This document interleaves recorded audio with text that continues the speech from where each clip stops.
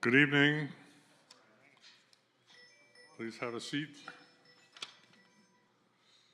All right, where's my agenda? So this is the Tuesday, April 8th, 2025 meeting of the Town of South Windsor Planning and Zoning Commission. Let's stand for the Pledge of Allegiance. I pledge allegiance to the flag of the United States of America and to the republic for which it stands, one nation, under God, indivisible, with liberty and justice for all. Thank you. If any of you are here to hear about the 22-wheeler project and the modification to the zoning that the committee has reported, and we tried to get the word out, but we've had a change of plans. We won't be discussing that tonight. The public will have an opportunity to speak about that at the public hearing. Do you have any idea when that's going to be, roughly? It should be your first meeting in May, which would be the 13th of May, I believe, Tuesday. Okay. We'll make Yeah, sure I didn't want anyone to sit around to the very end and then have nothing happen. So. It is online. If anybody wants to look at the draft of the text, it is out on the town's website. You can find it under Planning and Zoning Commission under pending applications. And there are also some layouts proposed, hypothetical layouts of what it might look like. I apologize if the word didn't get to you that we changed our plan. Okay, so we have a public hearing, and I'll ask the secretary. Oh, wait a minute. Don't forget. I forgot. Turn off your cell phone, please. We have a public hearing, and I'll ask the secretary to read the notice. Notice is hereby given that there will be a public hearing on Tuesday, April 8th, 2025 at 7 p.m. in the council chambers of the South Windsor Town Hall to consider the following. Application 25-13P, 250 Rye Street Distribution Warehouse. This is a request for a special exception to Section 7.24 and Site Plan of Development for the construction of a 200,000 square foot distribution facility, including a new rail spur connection to the CSO main line on the property located at 250 Rye Street Industrial Zone. Copies of the application are on file in the office of the town clerk and or the planning department and online at southwindsor-ct.gov/planning. At this hearing, interested persons may be heard and written comments by the public will be received by mail or email. Persons who may require an accommodation can contact staff at 860-644-2511, extension 2329. Stephen Wagner, Chair, Planning and Zoning Commission. Thank you. So the way we run public hearings is we let the applicant present their application, whatever information they want us to receive. Then we listen to town staff, which has reviewed the application and may have comments. Following that, we allow members of the public to speak for, against, or any just general comments.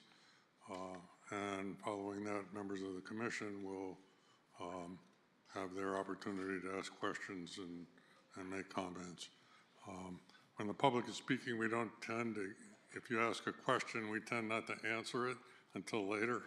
So don't be offended if it seems like we're ignoring your question. You'll see us get back to it later in the hearing. So the applicant, if you'd like to come forward. And please identify yourself and sign in. I think you know about that. Okay, I'm signed in. Thank you, Mr. Chairman. Good evening, Chairman Wagner and Vice Chairman Foley and members of the Planning and Zoning Commission. I'm Peter DeMalley, President and CEO of Design Professionals, a 19-person land development consulting practice here in South Windsor at 58 Connecticut Avenue, 58H Connecticut Avenue. Tonight we're representing our client, Strat Tenney of Altitude Realty of Ridgefield, Connecticut, in his special exception and site plan application for a new state-of-the-art distribution center on their 16-acre tract situated opposite the Mammoth Aldi Regional Headquarters and Distribution Facility in the Industrial Zoning District in an area of industrial uses. This application is among the first falling under the Commission's new warehouse zoning regulations. It'll be section 7.25, as I understand it, slight change in the new text, and to my knowledge, the first for an entirely new facility. Team members joining me this evening are George Marvin Smith, Mr. Tenney's. George Marvin Smith is Mr. Tenney's project manager for Alta 2 Realty, second row in. We also have tonight, Mark behind me is Mark Vertucci in the second row also.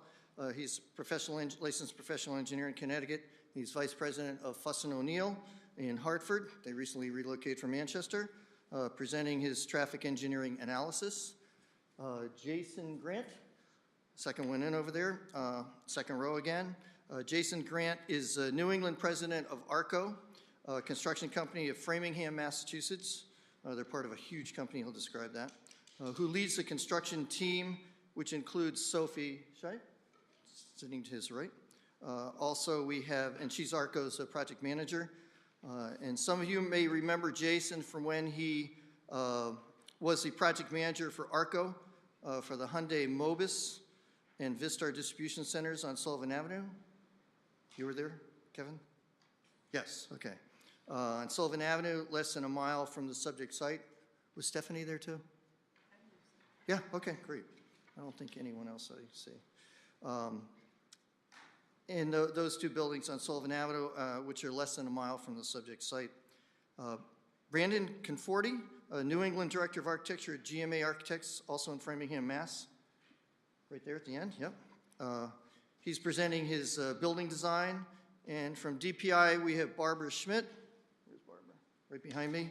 Barbara Schmidt, a professional landscape architect and project manager with our firm, who is the project manager for this project, who will cover the overall site layout and also landscape architectural components and site lighting components.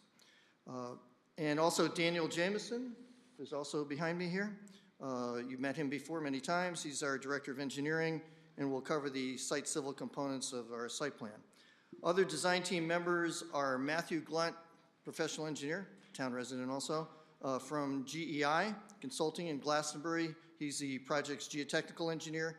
And he and Ian Cole, the wetland scientist from Middletown, Connecticut, attended the inland wetlands meeting back on February 19th. They attended that. They're not present tonight. We didn't feel necessity for that, but they've been integrated part of this design process. But they were there on February 19th when the Inland Wetlands Agency unanimously approved the application. This lot was formed years ago when Strott and his dad, Scott, a couple of you may remember him.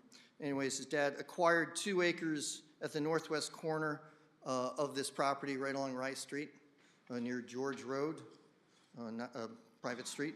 So he acquired 2 acres from Kip and Tim Shepard, Shepard family, and then another 4 acres, which comprises the southwest corner of our 16-acre tract, was acquired from Jack Woodcock and the Woodcock family, and combined that land with 10 surplus acres from their other property called 300 Rye Street. That's to the east of us, basically the corner of Troy and Rye. So we had 10 surplus acres there, so we got together and suggested that they acquire those 2 other properties. The Woodcock property was a landlocked piece left over from when they put in the railroad tracks many years ago, cut off that large tract, that little 4-acre section, and then 2 surplus acres down along the brook from the Shepard family. So we ended up with a very nice, relatively level 16-acre parcel suitable for industrial zone development, and it's ended up being a very nice lot. At that time, for access management reasons recommended by staff and the commission, this commission, Planning and Zoning Commission, required that 250 and 300 Rice Street utilize a common Rice Street entrance, and that was memorialized with an easement, which is a matter of record, over the subject property, this 250 Rye Street, in favor of 300 Rye Street, the adjoining existing property, which I think was even a Monsanto plastic bottle manufacturing facility, but that was an experiment that didn't work too well. They had the wrong plastics, I guess. So our application did follow that directive from the commission to have a common entrance at that location in the northeast corner of our property. Alta 2 Realty's proposal is to build a 200,000 square feet distribution center with 200 parking spaces, some held in reserve because the design team, including the ARCO team, believes that what we're providing is adequate, about half the required amount. There are also 40 trailer parking spaces, 20 dock positions, all on one side of the building, and of significance, a rail spur off the Connecticut Southern rail line to the rear of the property. Over the years, I've worked with many clients trying to find a warehouse in this area in South Windsor. We look first usually, and then we broaden our search from there, and also with the commercial brokers, trying to find a building suitable for their purposes, a site where they can have rail access. I know prior years, the family, Squatrudo family ran Carlos Pasta. They really wish they had, for bulk deliveries of commodities, they wish they had a rail siding, and they didn't. So that's to service their operation, cut down their costs, and cut down on truck traffic. So we're fortunate with that, that there will be fewer trucks leaving the site with the accessibility to rail service from Connecticut Southern, which is part of G&W. All truck traffic will be to and from State Route 194 Sullivan Avenue, turning east onto Sullivan Avenue when heading toward the east, and turning west to US Route 5 when heading to 84, 91, 90 other expressways. And this is really essentially what Aldi does, except they're at a much higher volume, no comparison. They're a big, active distribution center, but this is, they'll be basically taking the same routes. There's no need to go, other than Rye Street, the industrial section of Rye Street, there's no need for them to go on any residential streets from this facility on Rye Street. And there's going to be signage and other things that Barbara will be addressing to make sure that happens. Aldi's a larger facility across the street again is 24/7, and we expect that, and we haven't engaged, our client has not engaged in active marketing as of yet, as is typical.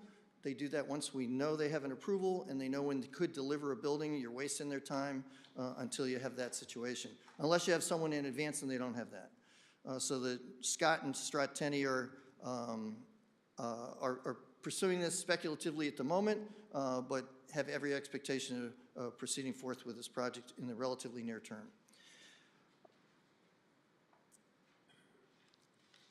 And any change from the distribution center use that we're stating in all our documentation and on our plans, any change from that is, of course, subject to approval of this commission or your designated staff members, if you so choose, depending on the nature of the change, including use. So we think you should feel comfort with respect to that. It's going to be a distribution center, and if it changes from that, we got to go through Michelle and Justin and staff, and then on to the commission if need be, as directed. Now we just,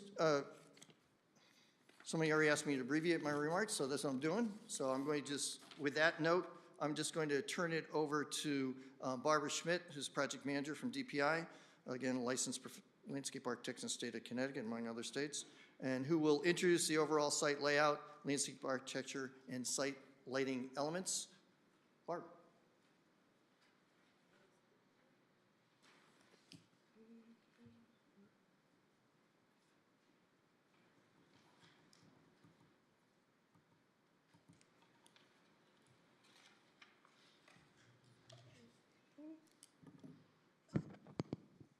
Hi, good evening. As Peter mentioned, I'm Barbara Schmidt, licensed landscape architect in the state of Connecticut.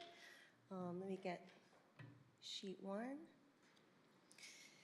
And as Peter mentioned, Altitude Realty LLC owns the approximately 16-acre property at 250 Rye Street and is proposing this new 200,000 square foot distribution center with a parking lot for employee vehicles up here, truck queue lane up the very top along the entrance drive, trailer parking all along here, truck loading docks on the west side of the building with overhead doors, and 4 loading dock doors along the new rail spur connection. There's a stormwater management system with water quality basins and wetland mitigation areas. We also show a reserve parking area in this upper corner here with its own associated detention basin that may be constructed in the future if needed. The Connecticut Southern Railroad corridor is along the southern boundary here. The proposed distribution center has the rail spur connection that'll connect down here to the CSO main line and come up and end here. This CSO main line also serves the neighboring property at 300 Rye Street. And for the Connecticut Southern Railroad extension, that it sort of ends at 300 Rye Street, doesn't go farther than that. This project proposes off-site work on the CSO Railroad corridor to connect to this main rail line down here. This affords the future tenant with an opportunity for substantial cost savings versus rail over the road trucking for distribution of bulk commodities. The applicant and this design team will work with the future tenant and CSO to coordinate the final design and construction for the rail spur, including any environmental safety needs for the product to be distributed. The size of the building and the rail spur connection make this a valuable property for a distribution center. Though parking calculations for this approximately 200,000 square foot distribution facility with 3,500 square feet of office space will equal 141 required spaces per South Windsor zoning. And we're adjusting that by 2 spaces due to the 12 EV-ready spaces proposed, resulting in an adjusted parking, required parking count of 139 spaces. This site plan here that we're proposed as the vehicle parking lot of 107 spaces. So this lot up here is 107 spaces. That's 32 less than the requirement. The site plan proposes 40 trailer spaces along here and 20 of these loading dock spaces with 2 ramp spaces that lead to overhead doors. And like I said before, four loading dock doors along the rail spur connection. There's the interior truck queue lane up here. And that'll accommodate the trucks temporarily to avoid trucks queuing on Rye Street. We have 12 EV-ready spaces based off of the 10% of the proposed 107 car space lot. And that's the blue shaded areas up here and here. 8 of those, which is the 7% requirement for the application of this calendar year, so that we have 8 installed EV spaces, 2 of which are van sized, dimensioned, and accessible. The reserve parking lot over here is going to be 93 spaces. That's what we're proposing to equal the 200 total. It depends on tenant needs. So we have 200 spaces for employee parking max, which is 61 spaces over the 139 requirement. We believe that this vehicle parking lot provided at 107 spaces will be adequate for most tenants' needs and is a 23% deferment of the required parking to reserve. So here we have the aerial image of shows the character of the surrounding neighborhood. 250 Rye Street is in the industrial zone and within other industrial zone properties within 500 feet. Aldi's regional headquarters distribution center is right here across the street, and FedEx is to the south, and neighbors on both sides are both industrial uses. The streetscape sketches show how the proposed distribution center will look like on Rye Street.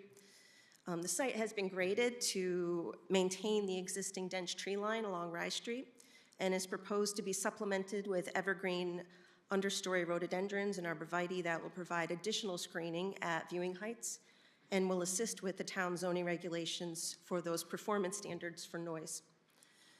Further screening is provided interiorly. I think you can see these guys right here. That's by the loading dock area within the site to screen the loading docks and truck parking from Rye Street as well. In consideration of the goals and objectives of the Town of South Windsor's Plan of Conservation and Development, the project site is within the existing business zones area of industry and employment focus, and is also shown in the future land use policy plan as being within the Route 5 corridor that states that it's a regional employment center that includes manufacturing, warehousing, and distribution facilities that cater to the surrounding workforce, which is an important part of the town's tax base. This Route 5 corridor shall have higher intensity uses, ideally along Route 5 directly, but also with primary access on arterial roads like Rye Street. According to the POCD, with limited available vacant land, the Route 5 corridor will be a redevelopment-focused area over the next decade. So not only is 250 Rye Street desirable vacant land for industry and employment, it also has the rail spur connection that may correspond with a lower instance of tractor-trailer traffic related to a use that requires the movement of goods like a distribution center. In addition, we also checked out the sidewalk priorities plan in the POCD, and we have that along Sullivan Ave, but along Rye Street, it's not included as a sidewalk priorities plan. Oh, and this streetscape is the view from the shared entrance with 300 Rye.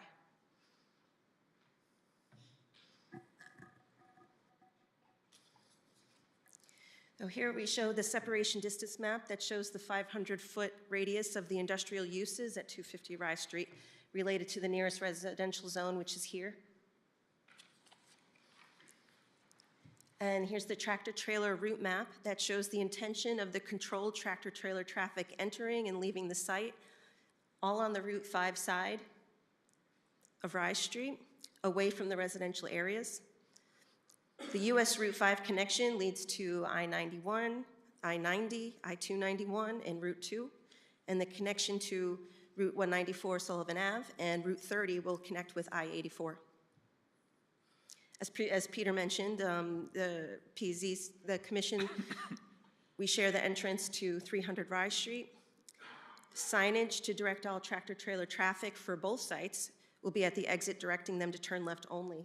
All tractor-trailer traffic from industrial neighbors and the proposed distribution center at 250 Rye will only travel on Rye Street within the industrial zone areas along Rye Street and just the small general commercial area by the corner of Sullivan Ave.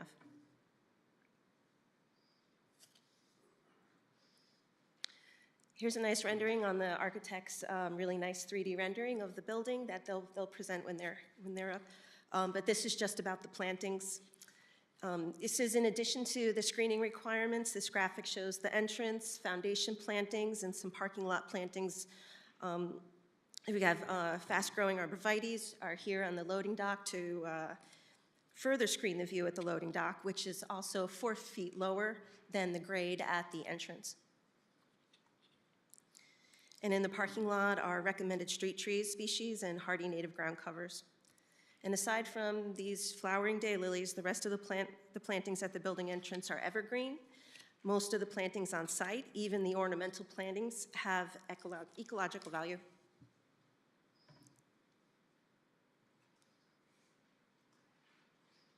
Oh, back to sheet 1. So more on the plantings. In order to avoid lawn on the site, we've had a hardy native seed mix with hardy upland meadow grasses and flowering perennials all along the east side of the building. Native plantings are also proposed within the detention basin areas along here. And they're to assist in erosion control for the forebay and to provide diverse native plants for wildlife. And that's in addition to the high-quality seed mix for the detention basin. We also have native trees and shrubs in other areas on the site instead of lawn. that are in addition to the required requirements in the parking lot. They're also in addition to the wetland mitigation area plantings that are down here. So this area is in addition to native plants, and all of this is part of the wetland mitigation area. We also have plantings proposed in the reserve parking area if that needs to be planted in the future, including screening evergreens along Rye Street if any of the existing tree line needs to be disturbed in this area as well.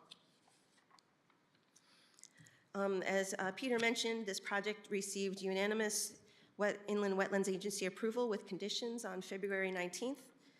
The design of the building, see how it, this is the highlighted area here is the existing wetlands.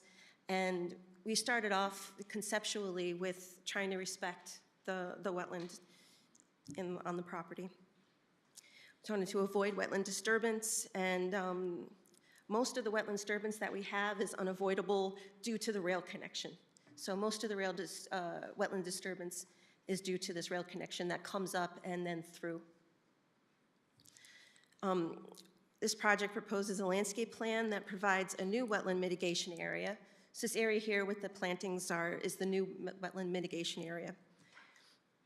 And that's to offset, it will offset and more the area that will be disturbed and filled.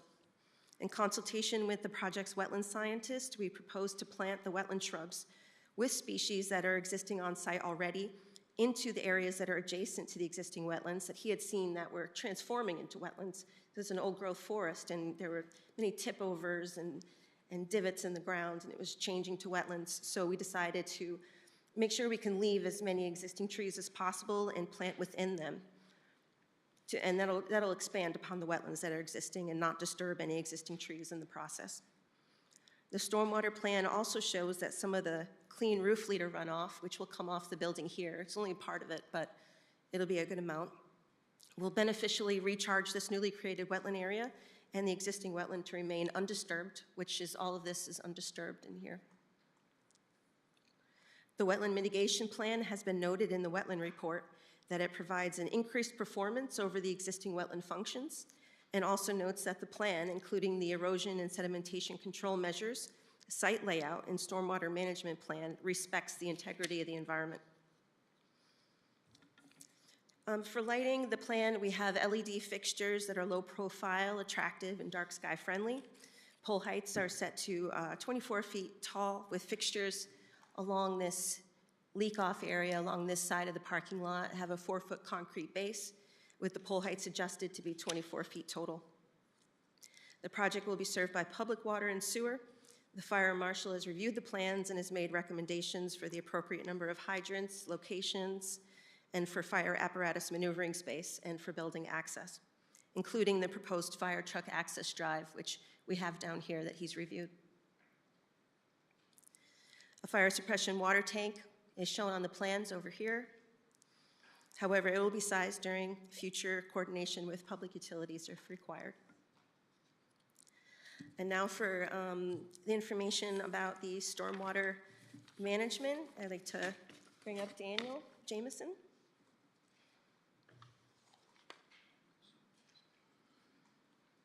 Thank you, Barbara. Good evening, members of the commission. For the record, Daniel Jameson, Director of Engineering at Design Professionals and Professional Engineer in the state of Connecticut. I'm going to sign them very quickly.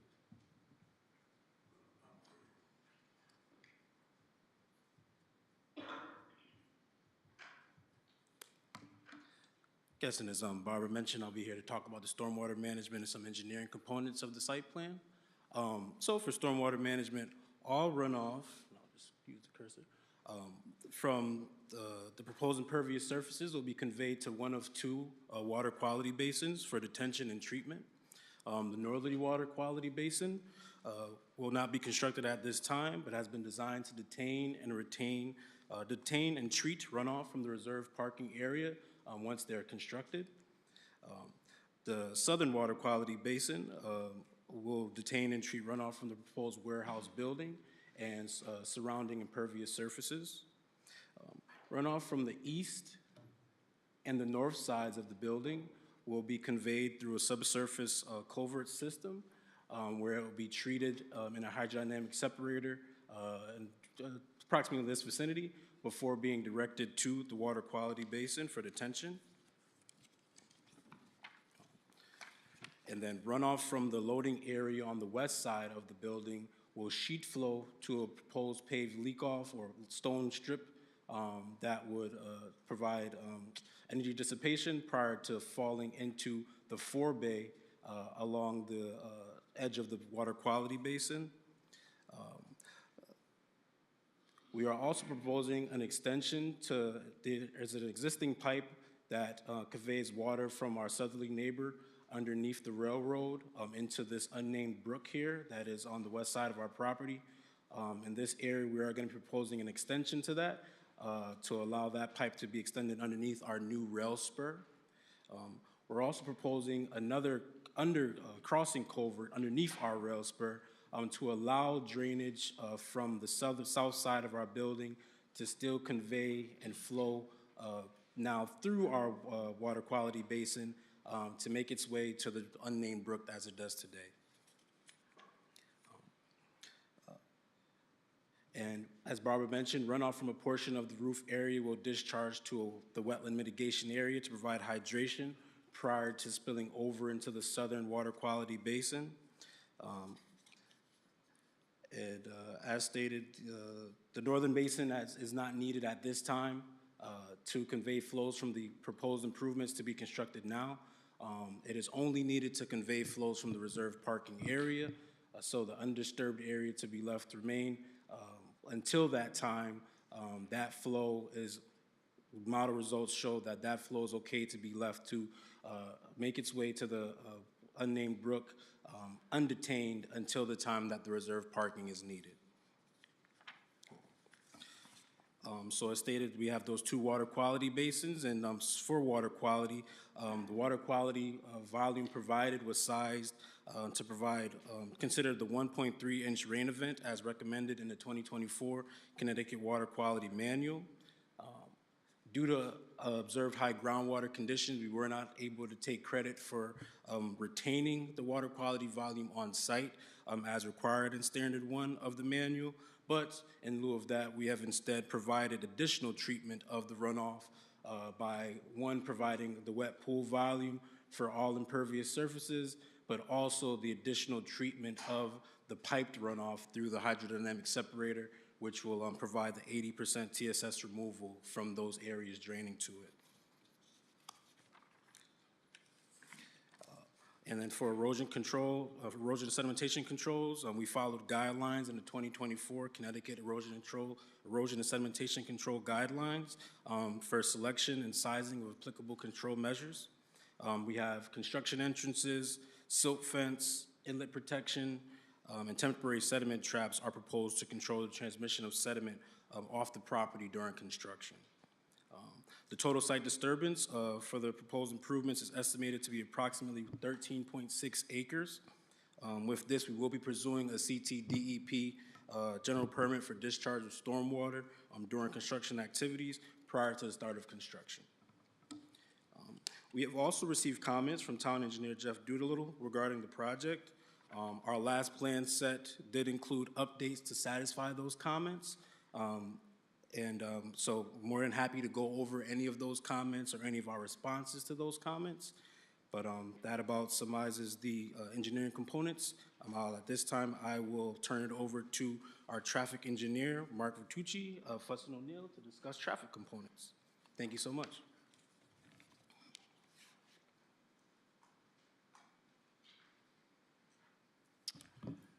Good evening. I'm Mark Vertucci. I'm a senior transportation engineer at Fuss & O'Neill. We're located at One Financial Plaza in Hartford. Also a registered professional engineer, Connecticut, and a registered professional traffic operations engineer. I did want to briefly describe the findings for you this evening of the traffic study that we prepared for the proposed development. Development has been discussed is on the south side of Rye Street, so the site driveway will share access with the existing strategic materials driveway. It's located a few hundred feet east of the existing Aldi's driveway. And as has been mentioned, we anticipate the vast majority of traffic and all truck traffic to arrive to the site via Rye Street from the west, from Sullivan Avenue. Rye Street does terminate at a signalized intersection at Sullivan Avenue, and west of that intersection, Sullivan Avenue terminates at a signalized intersection on US Route 5. So again, excellent access to this site from the state highway system, and from Route 5, of course, you can access Interstate 291 to the south and 91 to the north in East Windsor. So as part of our traffic study, we did review 4 study intersections, the existing shared site driveway at Rye Street. We analyzed Rye Street at the Aldi Drive, Sullivan Avenue at Rye Street, and Sullivan Avenue at US Route 5. So we did conduct new traffic counts at the 2 intersections on Rye Street back in March of 2024. For the 2 intersections on Sullivan Avenue, Sullivan at Rye and Sullivan at Route 5, we did obtain counts from the DOT from February 2022. Those were from a study that was done for the 67 Kennedy Road development. The counts did indicate the morning peak hour of traffic was 7:15 to 8:15, and the afternoon peak hour of traffic was 4:15 to 5:15, so those subsequently were the hours that we analyzed for impacts. We did grow the counts to the anticipated design year of 2026. We utilized 0.6% growth factor that was provided to us by the DOT Planning Division, and we also included the background traffic from that 67 Kennedy Road development, which is another warehouse development recently approved. For the traffic that will be generated from this development, we utilize rates in the Institute of Transportation Engineers Trip Generation Manual. This is an industry-accepted resource for determining traffic generation for various land uses.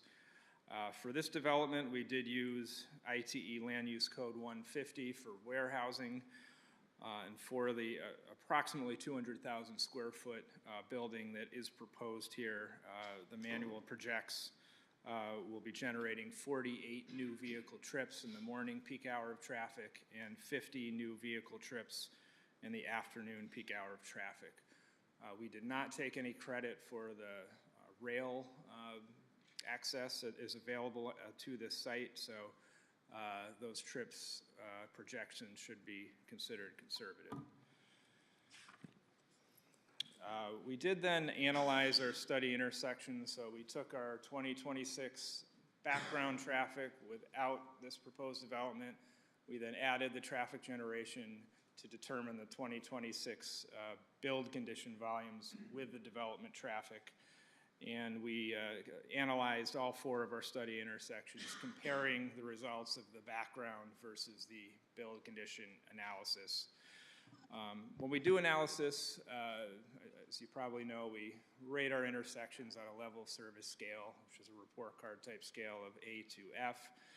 A is a condition of very low delay to drivers. F is a condition of significant delay and high driver frustration. Typically, the DOT considers level of service D as in dog as an acceptable level of service, so D or higher as being acceptable. At our study intersections, the intersection of Route 5 at Sullivan Avenue, it operates acceptably today at level of service C, and there will be no changes in level of service as a result of the additional development traffic. Similarly, at Sullivan Avenue at Rye Street, the intersection operates at level service B, as in boy, in both peak hours. No changes in level of service are anticipated with the additional development traffic. And on Rye Street, we looked at both the unsignalized Aldi's driveway and our proposed shared site driveway. Both of those intersections are projected to operate at level service B, as in boy, or better in the build conditions during both peak hours, so efficient operations there. From a safety perspective, we did review the latest 3 years of available data provided in the Yukon crash repository for each of our study intersections. There were no abnormal crash patterns, frequencies, or severities identified at any of the study intersections. We did note there was one fatality at the Sullivan at Rye intersection back in September of 2022. It was a tractor trailer on motorcycle collision, but looking into the factors of that collision, actually the driver of the truck was charged with negligent homicide there for failing to grant the right-of-way. So looking at that crash, it was not indicative of any sort of ongoing pattern at the intersection or any unsafe condition that currently exists there on the roadway. Lastly, from a sight distance perspective, we did look at stopping sight distance for vehicles approaching the site driveway in both directions on Rye Street.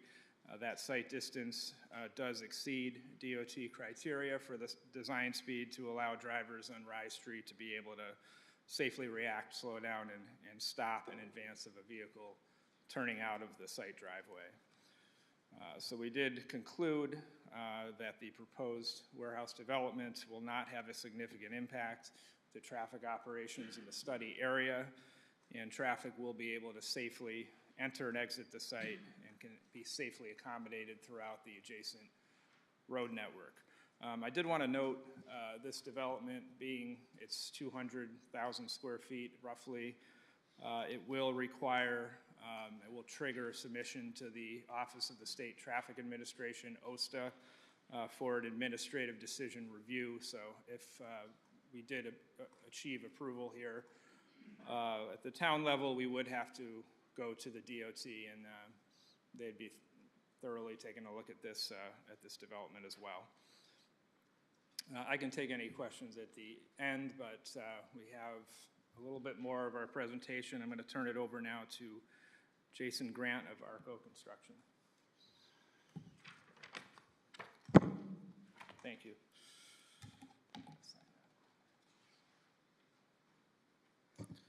Good evening, everyone. Thank you for having us. As Peter mentioned, I'm Jason Grant. I'm with ARCO National Construction. We're a national design build general contractor, focusing primarily on this type of product type that you see here today. I'm the president of our New England operations.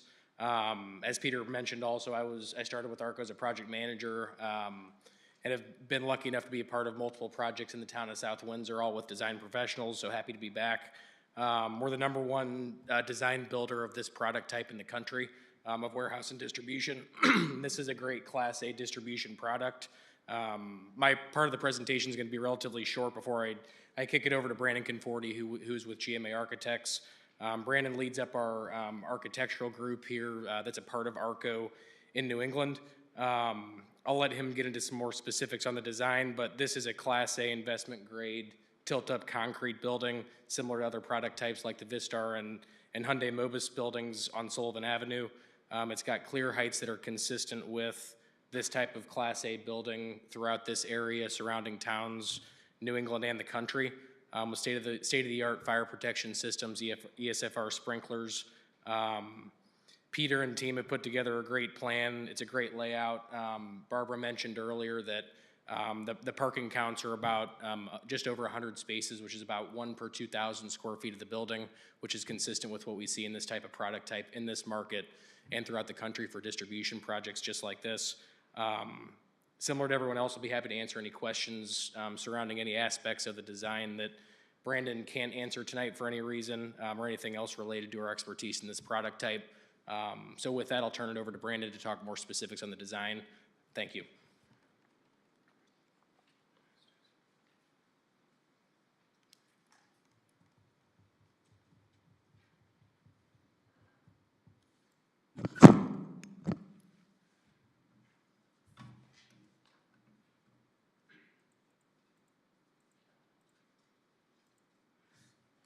Good evening, everyone. I'm Brandon Conforti with GMA Architects, Director of Architecture in the New England Department.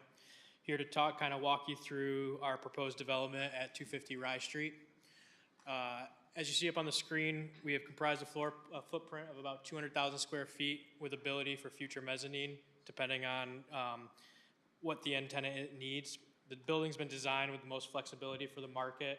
We've included one dock door per 10,000 square feet, 2 delivery doors at grade, along with 4 rail doors for rail access.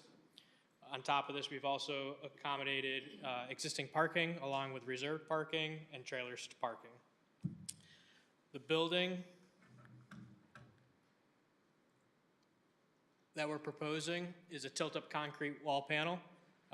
This panel along the north facade, which faces 250 Rye Street, that system will overlap and indent to give some depth to the building. The panels will be painted with textured paint in order to give some accents to it, along with painted reveals. And the scheme that we've presented is earth tones. In this product type, we typically see office space around 3 to 5% of the gross square footage. We've centered that along the north elevation on Rye Street. With that, we've also allowed for flexibility for future knockouts, clear stories, windows, in order to accommodate other tenants.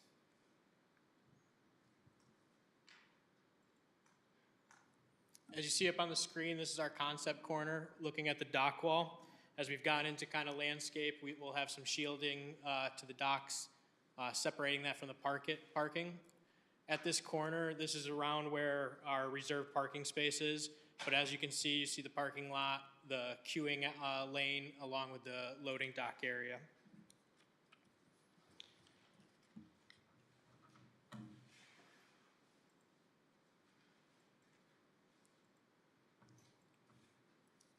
And I'm happy to answer any questions that anybody has, but that's just our high-level summary of our building. And I'll pass that back to Peter.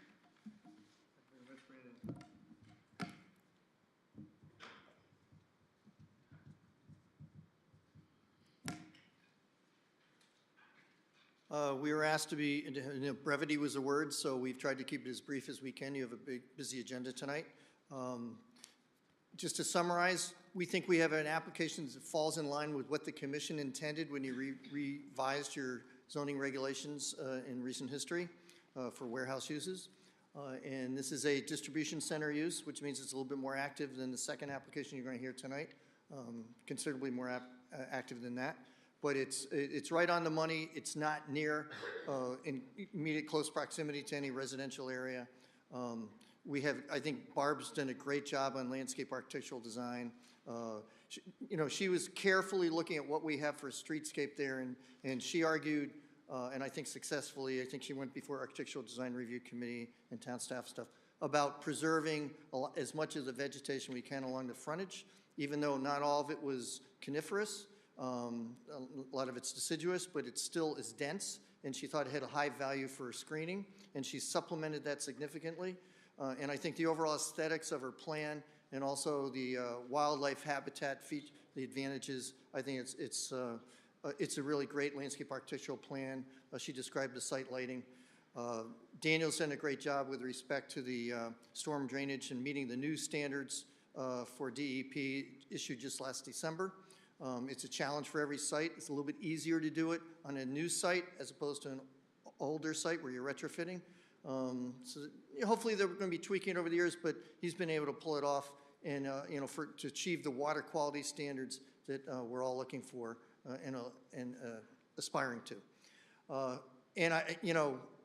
Traffic. Mark is an expert. He's been before us. We often go to him for work. We have another great traffic engineer tonight for the second application.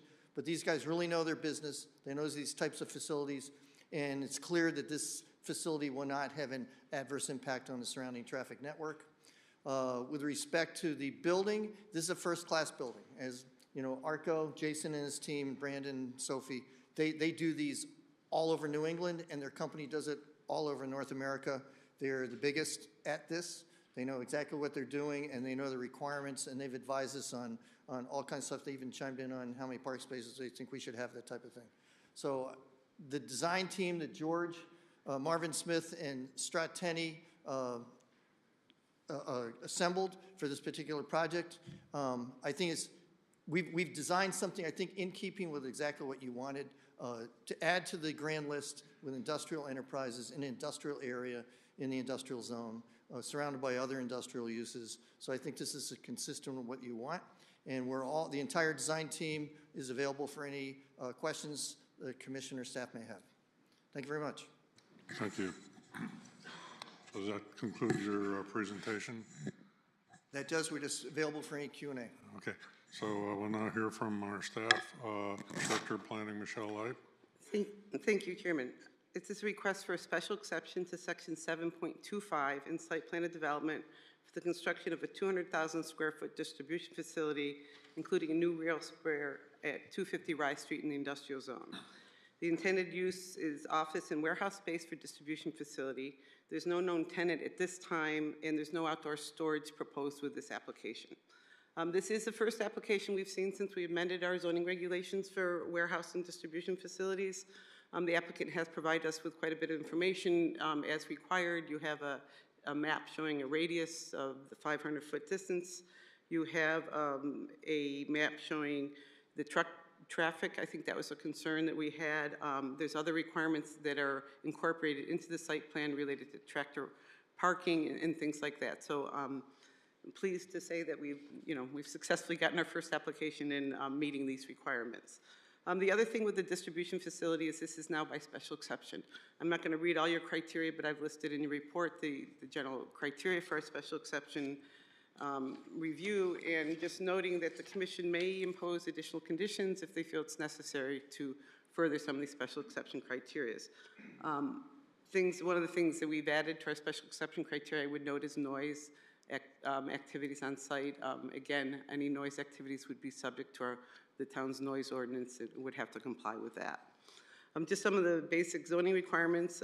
We do allow 65% coverage. This is at 57.8%, and this is taking into account a full build-out of all parking that is shown. Proposed building height is up to 50 feet. They are taking advantage of the section of the regulations that allow a taller building the further away from Rye Street at the 350-foot mark. The building is set back about 55 feet along Rye Street. Barb kind of covered the parking that's being required. They are showing, I think, 93 spaces in a reserved parking lot.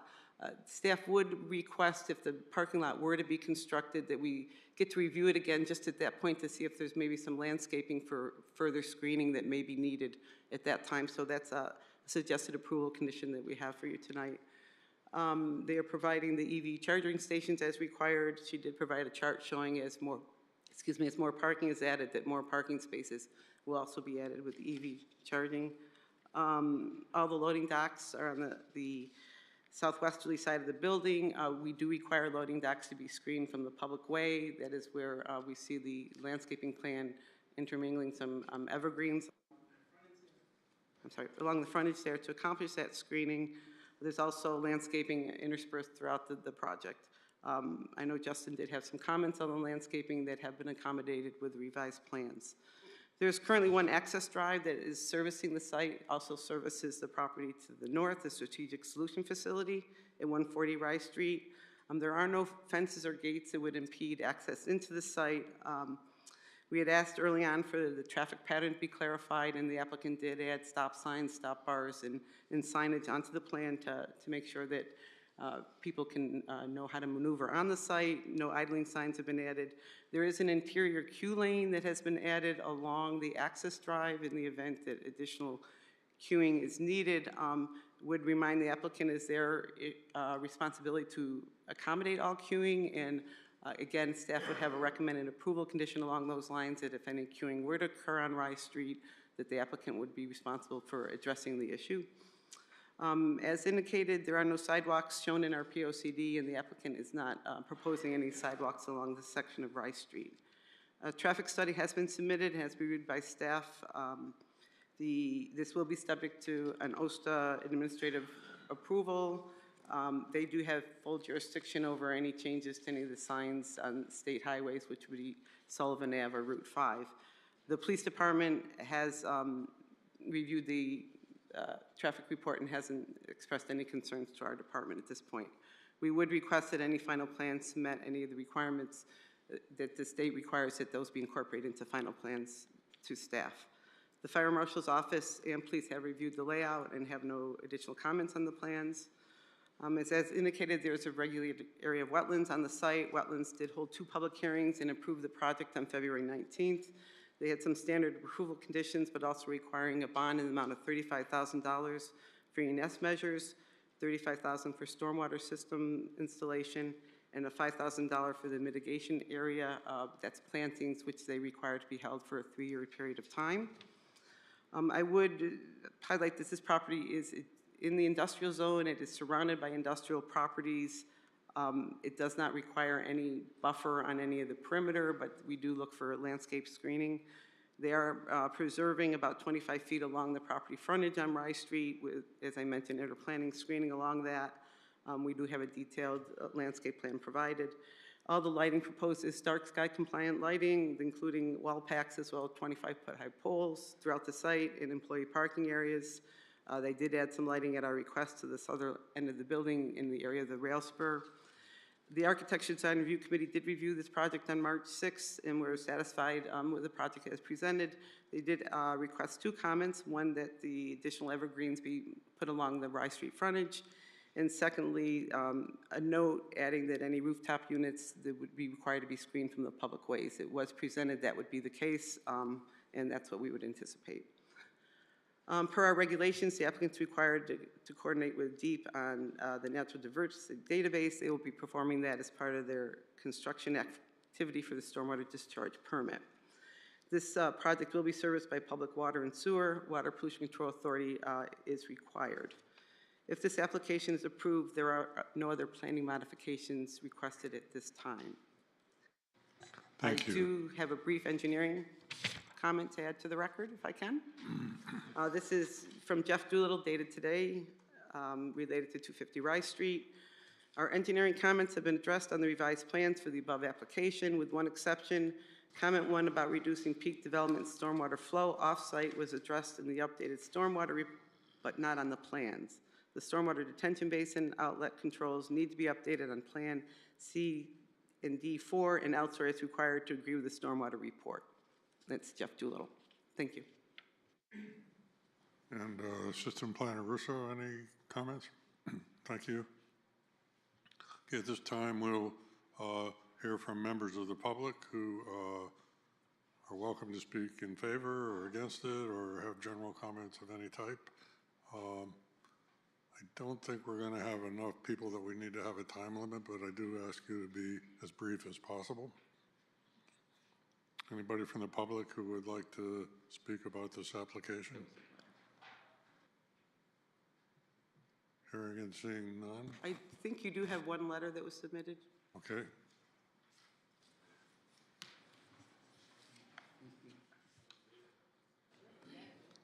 Okay, so, Do you need it? yeah, you want me to read it? Or do we need to read it, or, yeah, okay. So it's submitted from Ann Gobin, address 19 Ellsworth Road in Broadbrook, Connecticut. Comments from Ann Gobin. I would like to submit comments on application 25-13P, the distribution warehouse site plan for 250 Rye Street. I will be directly impacted by truck traffic that heads north on Rye Street into East Windsor. I walk on Rye Street, and it is narrow with no sidewalks. Excuse me. There is a deep dip in the road with poor sight lines north of Plantation Road, and trucks will be a hazard for bike riders and walkers. Additionally, trucks have had difficulty navigating the turn associated with the Rye Street and Ellsworth Road intersection. They frequently have to back up, and the backup sounds in the middle of the night wake us up. Trucks hit trees trying to navigate Ellsworth Road, causing damage to the vegetation and result in unsafe debris on the road I clean up. Ellsworth Road is too narrow to accommodate large trucks. I urge you to require all trucks exiting the warehouse property to be required to turn left on Rye and use Route 5 to travel to I-291 or I-91. The neighbors and parks on Rye Street cannot safely accommodate large trucks. Please be a good neighbor and keep the residential areas safe for pedestrians, bikes, and children. Thank you. All right. Saw no comments from the public before, so I think that still no one has to comment. Not yet. Yeah, we'll do that at the regular meeting. Okay. Commissioners, we'll start with Commissioner Kupchinas. No comment at this time. Commissioner Willett. Just one, and this is a result of the Aldi lot with trucks queuing on Rye and on the side of Rye as well. Without a named tenant, how do we know how many what the truck traffic will be, number one? And number two, just visually, it looks like there's queuing space for 4 tractor trailers based on the diagram, maybe 5. How do we know that's adequate when we don't even know who the tenant is and what the traffic volume might be? Yeah. Going to comment on that. Mark Vertucci again from Fuss and O'Neill. We do have the benefit of having done a traffic count at the Aldi's driveway to kind of cross-check the trip generation projections that we use from the ITE manual, which is the industry standard for warehouse distribution center. And the rate of traffic coming in and out of that Aldi's driveway based on the size of the building is pretty much what we counted is pretty much right in line with the ITE projection that we use for the 200,000 square foot building. It's about roughly a third or less than a third of the traffic. So I think it's safe to say we wouldn't anticipate anything on this site that would be anything more than the intensity of the Aldi's regional headquarters. So I'm pretty comfortable with those ITE trip generation rates that we use for the site. And it's the industry standard for warehouse. You know, ITE goes out and collects data for dozens of sites around the country, and they average them out to get those rates, similar sites as to what's proposed here. So I think we're going to be pretty close, regardless of what this tenant is. I think those rates are going to be a pretty good projection. And I also wanted to note again, I didn't mention it, but we didn't take any credit for the little train spur that it will be accessing the site. So that could take some of the truck traffic off the network as well. Thank you. Yep.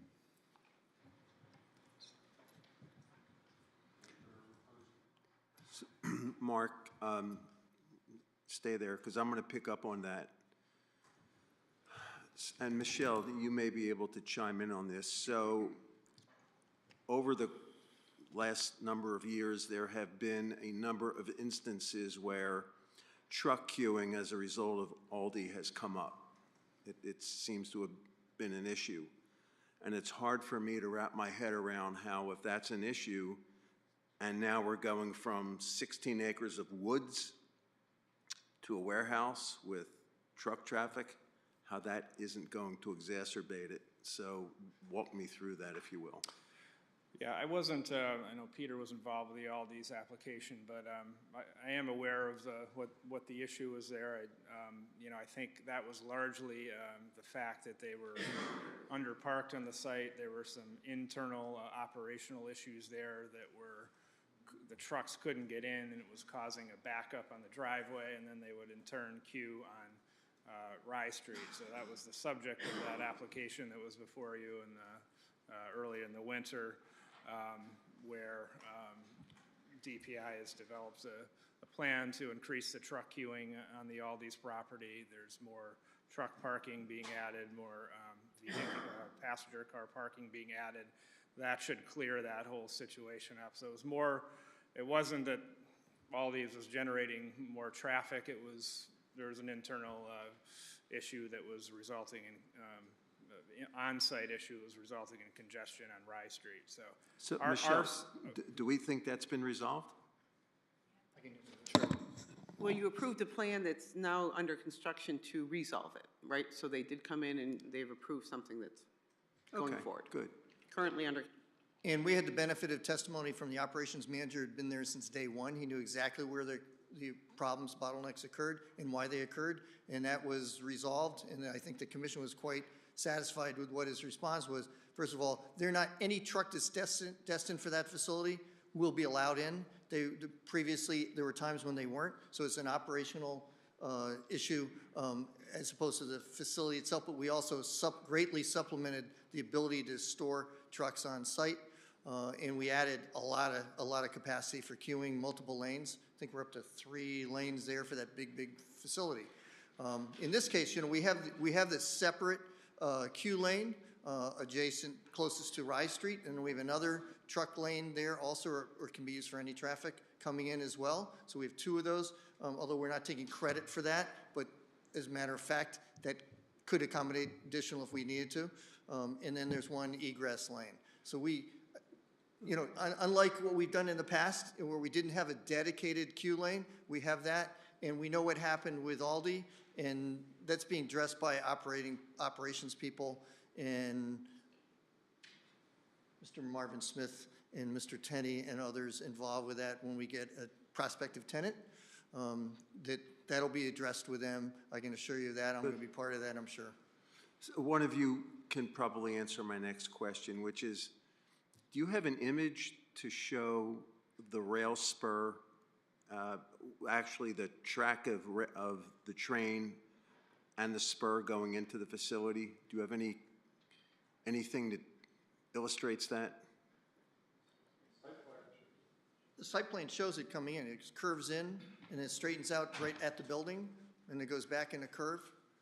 And no, it's not going in the building, going up to the building? All right, does it cross a highway? No. Oh, I mean that, oh yeah, way far down the All right, tracks, so it does. crosses Sullivan and it branches off into the spur going into the facility. Right. Yeah, but it's quite distance from there down to this particular facility, and it's the end of the line, so you don't have a lot of traffic, cars on it. And we conferred, Barb in particular, conferred a lot extensively with G&W, which owns Connecticut Southern, and they advised us on this. They've been doing that for over a year on how to design this thing and handle it. And they said, yeah, we're the end of the line now.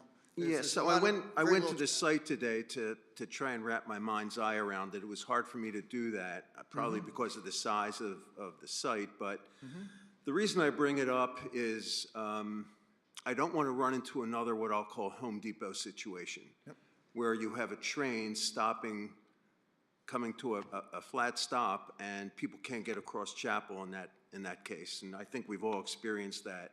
And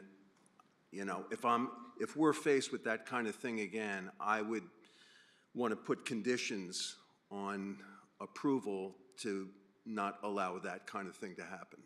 So I don't know if you want to comment on. Well, this is a completely different type of operation we're proposing. Home Depot, and we did that application as well. That has an extensive outdoor storage facility. And it also, with a rail spur going to that, and also has one going in the building. I'm not familiar with how many cars they get today. Right. But it's a fair number. I've seen it. I've seen the usage of that track go up, and I've seen the blockages as well. We all have. So I think we're not dealing with the large volume that we're talking about that they have. It's a much bigger facility, can accommodate a lot more product, and a lot more of the bulk product, which tends to come in by rail. The other stuff comes in by truck. Okay. So it's a big, heavy-duty stuff that comes in by rail that you see in the yard, units of plywood or whatever, they're stacked up, that type of thing. So that accommodates more, it understands why they have such a volume there. I don't know the exact volume, but I think that's a completely different type of operation than what we're viewing here. It's not a big rail spur. I mean, we only have 4 doors on it, and it's a relatively short spur, so I don't see having a lot of cars on it. It's not designed for that, so we can't really accommodate that kind of volume in this site that we can at the Home Depot. Okay. I'll let other commissioners continue this line of questioning if any of them feel that we need to. Just a couple more questions regarding complying with the POCD. So environmental impacts. Has there been any soil analysis done on this site? Well, I'm not sure if recently, in recent history, they've owned the site for a long time, the Okay. Tennies. So I don't know if they've done anything recently. But they haven't I'm dug. sure they have in the past. Everybody does a phase one before you buy anything, so I'm sure they did that. But I haven't heard of any phase one recently on that. We've done, our geotechnical engineers done soils studies, in particular for structural stability of the soils and also for, with respect to drainage. They've worked with Daniel Jameson, our Director of Engineering, extensively, so we know about what soil types are, and we've also worked with Ian Cole, who's a soil and wetland scientist on that. So they've studied the soils, but as far as like you asked me like a contamination or something? We're not. That kind of thing has come up with applications in the past, so that's why I'm asking. We're not aware of any on the site, but they've owned the property for a long time. So I don't have any other response. The soils have been extensively studied, but not for contamination unless they did it recent history. If they did, it would have been probably a long time ago. Okay. Last question. So I understand you don't have any tenants, or you don't have a tenant in mind now. They haven't seriously started, and Mr. Marvin Smith is intimately involved with that. They haven't started that yet. They've spoken with and selected a brokerage firm, and they're putting together marketing materials that are going to be released in the near term, if and when we can get approval. So the concern I have, looking at what's happened in the financial markets over the past couple days, large companies all across the world are adjusting their business models. And I look at this and I ask myself, could we be in a situation where we can't get a tenant because everyone that we would normally talk to is shooting from the hip because they have to adjust to financial conditions, changes in the market, whatever the case may be. And it leads me to the conclusion that what I would want would be some kind of guarantees that your client would assure that the property's maintained. If it goes a year, 2 years, 5 years without a tenant. Yeah, Mr. Marvin Smith, George Marvin Smith would like to Fantastic. address that. He's on the inside. And I apologize. My wife tells me I find things to worry about that aren't worth worrying about, but we're all worrying about these kinds of things right now. Well, I represent the owner. And he Sir, would pays you me. introduce yourself and sign in? What's that? Introduce yourself and sign in. George Marvin Smith, and I'm a consultant to the owner of the property. And I'm sort of taking over the development of the project. Have you, excuse me, I'm sorry to interrupt you, but have you signed in? What? Have you signed in? Sign your name, sir. Sure.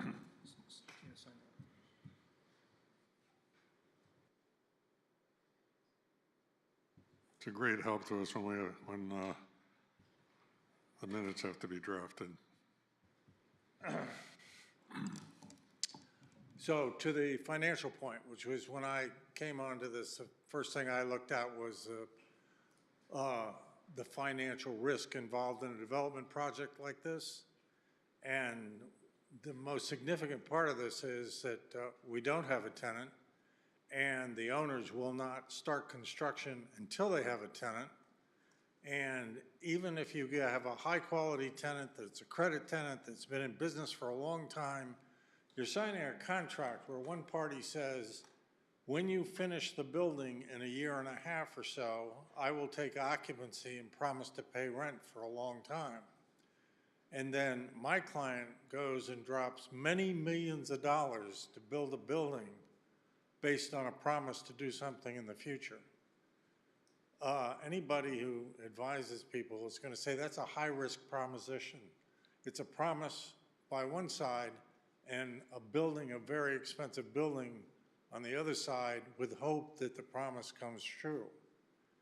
And so from that perspective, especially the issues you raised with the vagaries of where the market might be going now, that issue, when we get there, will be a huge deal on my client agreeing to go spend many millions of dollars to build a building for somebody's promise to occupy it in a year and a half or so. And to me, that's where, I don't know, the rubber meets the road, because that condition to me is huge, because, you know, in a year and a half, a lot of things could happen. I don't, does that fact or consideration address anything? You've answered my question, and I appreciate it. Okay. That's all I have. Thank you. Commissioner Dexter? My questions are simple. Peter, do you mind, Mark? Come on, back up. I'm going to, echo Paul's concern about the rail going across Sullivan. And you're all going to have a conversation with the railroad company, Connecticut Southern, I guess it is, about maybe improving that crossing. I don't know how many cars will go across there to the warehouse, but it's in very bad shape. The crossing, the rail on Sullivan, okay? They've done lots of improvements up towards Home Depot, but nothing's been done there for a long time. So I think just make a note when you talk to them. I think we should have some improvements. We've there. spoken with them extensively, and not about the condition of that crossing. Okay. I appreciate your concern. Yep, We that's have all had no discussions about that whatsoever. Okay. We'd be glad to bring that to their attention. They are very much in favor of this. Okay, good. They've said that repeatedly to us and cooperated and give us all kinds of ideas about specs and what we should, cannot do. And they will be providing the contractors who are or authorized by them to do the job. So they want this to happen. You know how residents are. We travel that road back and forth. We don't think a thing about it. I've gone over some of these crossings. They're Because there may crummy be too, a so. rail go across once a week. If it's Yeah. going to be once a day, there really needs to be something there. We're making notes right now. Okay. Barb's the one who primarily is talking Now, with when you them. all discuss this with OSTA and DOT, do you talk about the signalized intersections we've talked about, Rye and Sullivan, and are they going to time those? Are they going to make adjustments?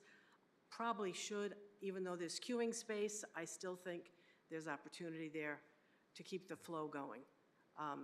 Just another thought of mine. And then finally, we have about 40 going in, 40 going out trips during peak hours, is what I read. Half of them may go left onto Sullivan, half of them may go right.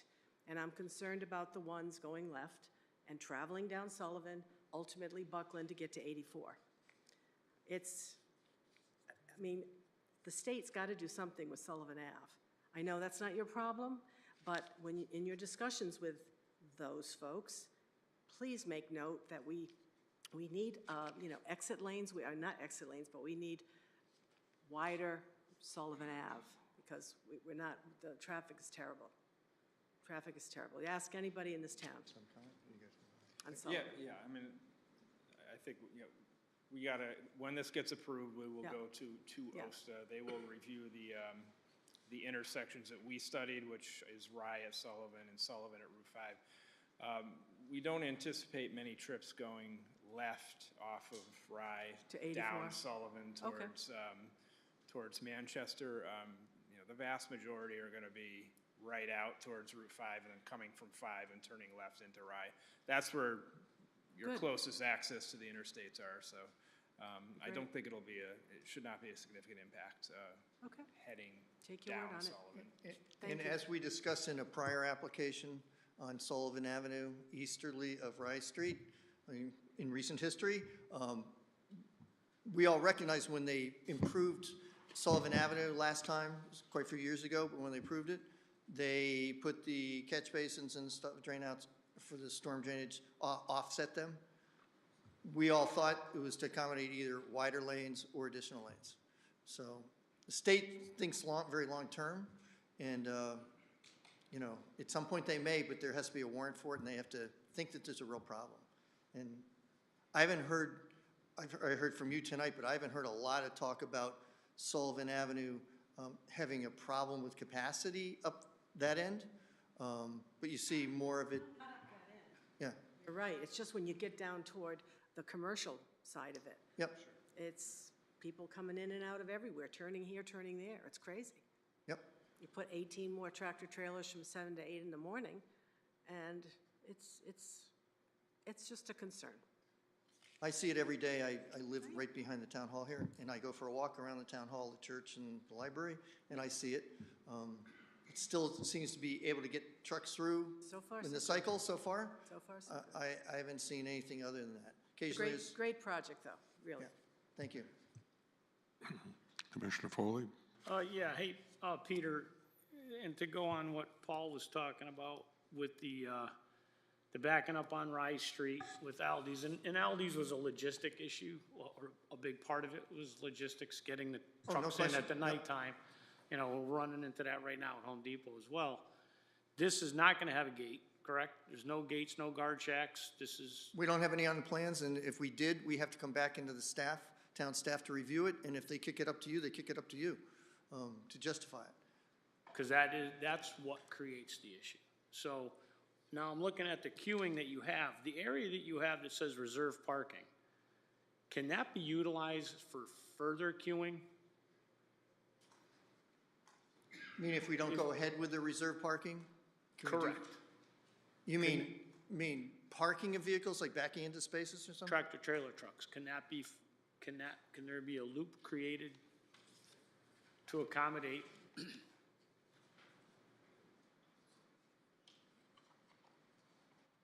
As a backup provision, yeah, we could do that.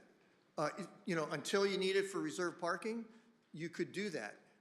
I think that's only out of necessity if there's a real issue that arises that we're not forecasting. Well, But- you but- have to have a plan in place, because like fixing Aldi's is one thing, Mm-hmm. but if this is a success, which I hope it is, Yeah, we have an issue right now at multiple facilities, so if, I would rather utilize, I want to make sure that that does get done, so that, okay, we could have a design, a backup design, if it's not used for reserve or doesn't need to have the whole thing, maybe we can have for parking of additional trucks, tractor trailer trucks.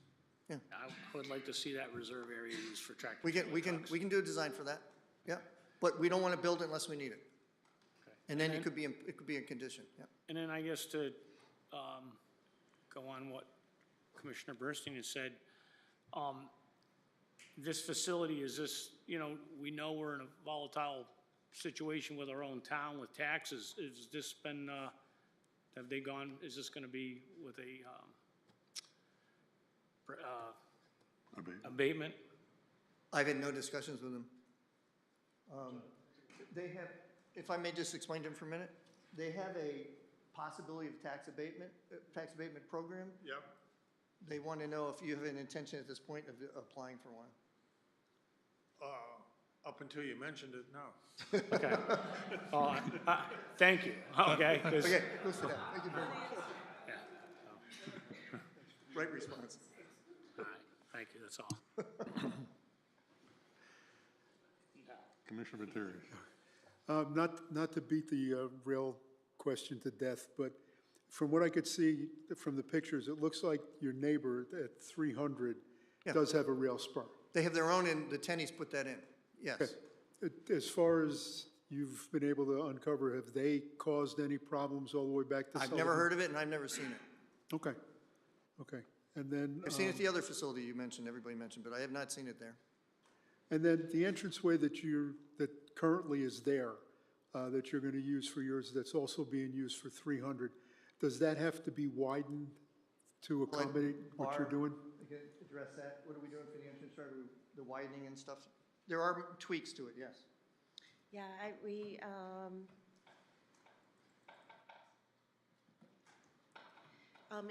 included in the site plan application, that's sheet D6, we have the vehicle maneuvering. And you can see that this is a tractor trailer coming in, and where there's existing stamped concrete entrance, that's where, this is the line of the existing 300 entrance.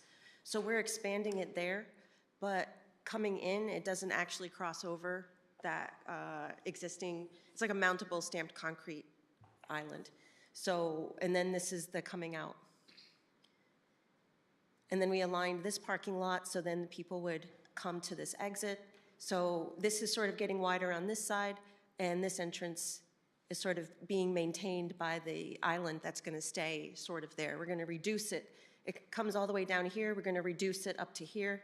So it's going to have this island remaining, and it'll be an obvious signage for this is the exit and this is the entrance. Will that interfere at all with the current use of that facility, that entranceway for 300? It was one of the comments that we really checked this out, and we made up a plan, and we conferred with Fuss and O'Neill, and we put in stop signs here for people to come out, so they see this 300 people coming out of 300 Rye. 300 Rye will add a stop sign right here, and then we'll have a line that will come and direct traffic to come around. So with the stop signs and with the traffic directions and the painted lines, so it should take care of any confusion on that matter. Okay, and with the total number of trips that you're projecting for this facility added to the number of current in and out being used with the other facility, does that pose a potential hiccup at all?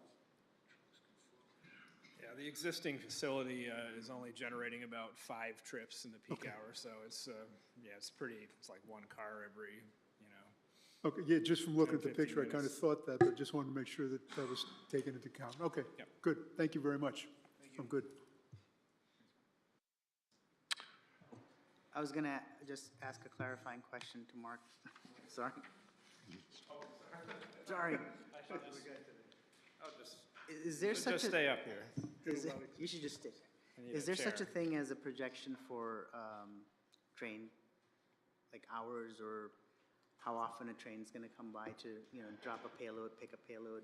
Is there a study like that done? Yeah, I can't say I've dealt with that before, and without knowing the tenant and what their operations are, it'd be tough to project whether this is going to be, one train a day, one train a week, or whatever. But I would anticipate this is not going to be like trains coming in and out every hour. It won't be. It's not going to be that level of intensity.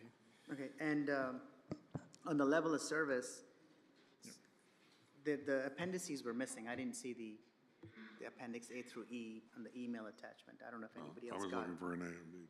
They weren't, right? Yeah. So Run out of ink, maybe. is it saying that the level of service is going to remain B and B to C, and there's no impact? That's correct. There was no reduction in level of service at either of the signalized intersections on Sullivan Avenue. And they were operating at acceptably level service B and C. Because with the amount of tractor-trailer traffic, I don't know if that's, there should be some degradation, peak hours. Yeah, I mean, there's some increase in delay, but it was not enough increase in delay to reduce the operating level of service of the intersection. And we do have, as far as the vehicular to truck, distribution, that's all in the counts that we took. So the percentage of trucks was entered into the analysis, so that is factored in. Okay, thank you. Yeah, you're welcome. Thank you. So let's see.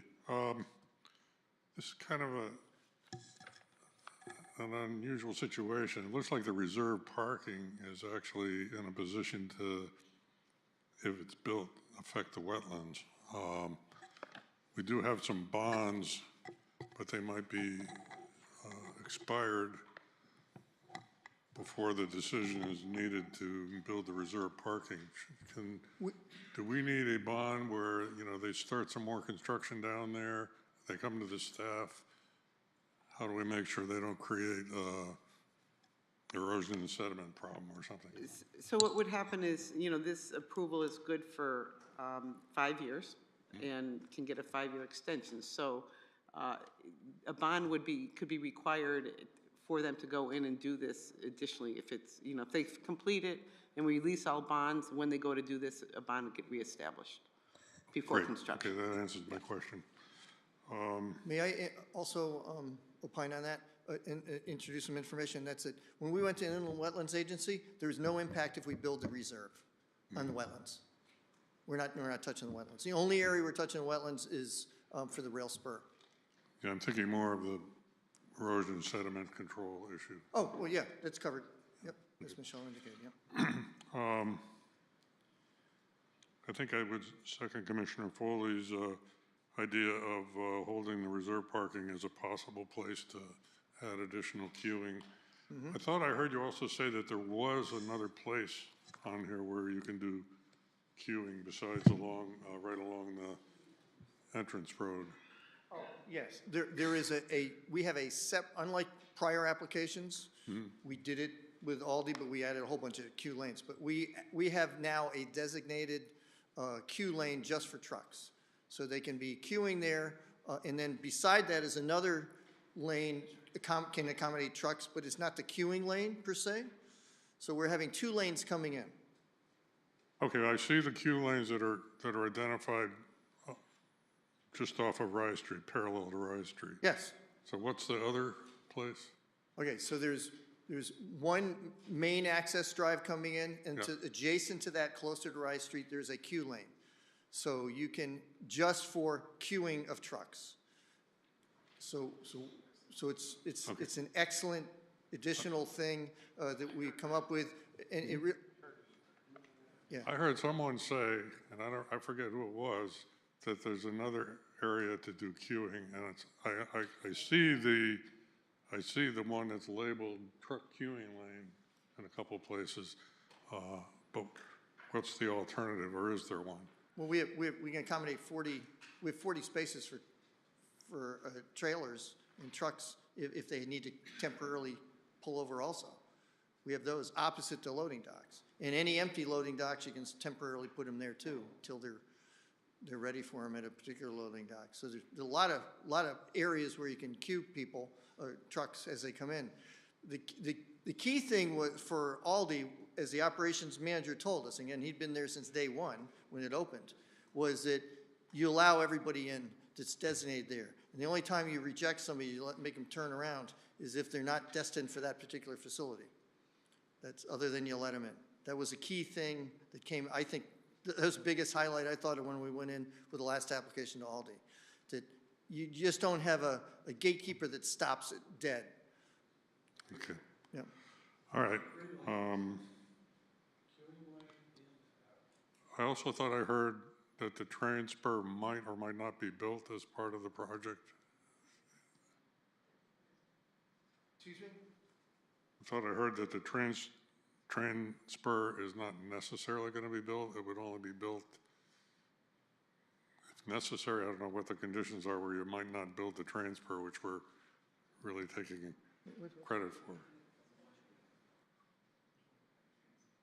Oh, yes, that's correct. If we have a tenant that doesn't want it, it's a very expensive proposition. We think that it gives this facility an advantage in the marketplace to attract the best tenants, because I worked with a guy who was a cold storage facility. They wanted one in this immediate market area. South Windsor was ideal location to serve the Hartford area. They wanted a cold storage facility. This is about 10 years ago. And we even looked at this particular site.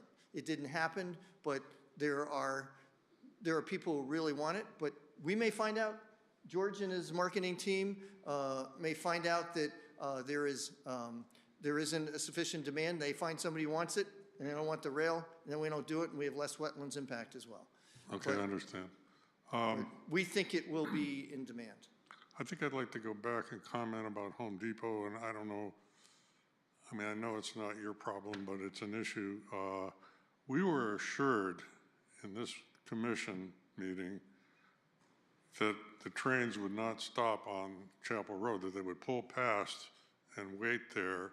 Obviously, there's a time when they would have to back into Home Depot. So I don't understand why we can't get what we were promised about the way the trains are going to operate at Home Depot. And then are we going to have the same thing here? We get a promise it's not going to affect anything, and then we have trains parked on Sullivan Avenue. So what are the routes for us to go after this problem at Home Depot, and if one happens here, to deal with it here? What are our options? I would suggest you speak with G&W, for starters, about the existing issue down there. I have to believe somebody's already spoken to them and problem. It apparently isn't going away. I don't know who would. You know, it's obviously the traffic authority, who is the chief of police, would be the entity that needs to generate the discussion. We've had them in the past go down and monitor it for a period of time. I haven't heard any active complaints about it, so I don't know how much of a problem it is on a daily basis, but it would be through the police department, then therefore going up to the state, because again, he's the traffic authority and it affects our local traffic roads. So that's really where, again, I can certainly, haven't heard about it being a problem in recent months, in a while, but I can certainly inquire.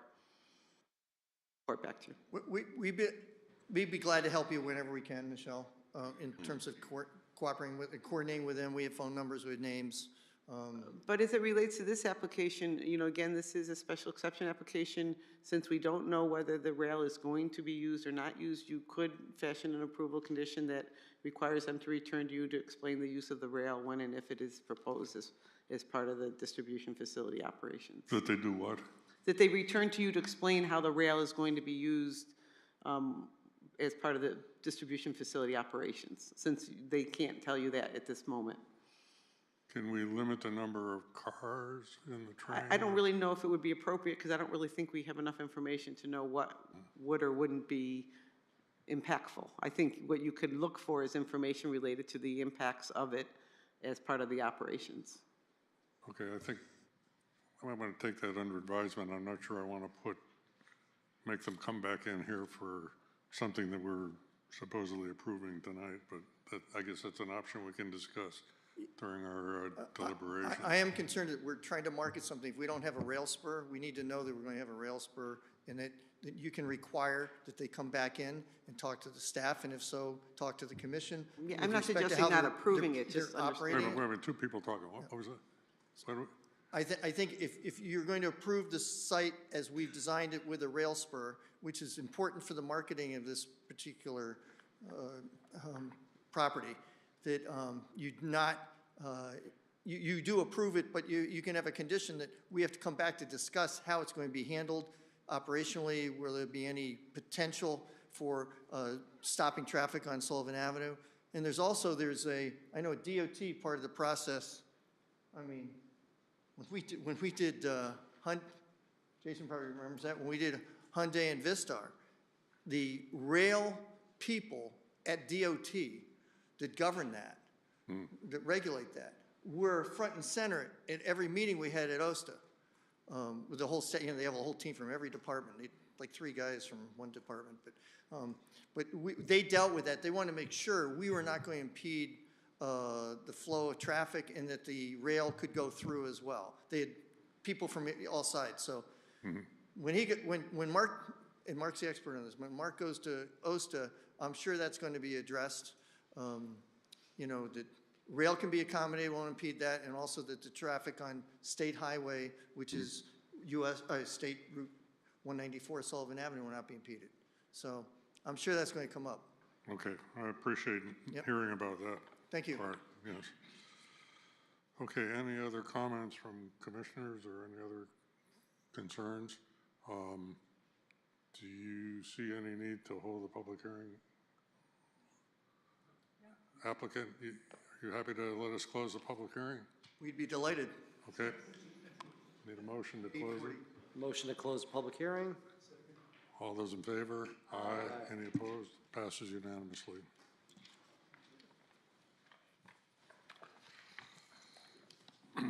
All right, so we're now moving into our regular meeting. Commissioner Cavalieri is absent, so I'm seating Commissioner Kobayashi.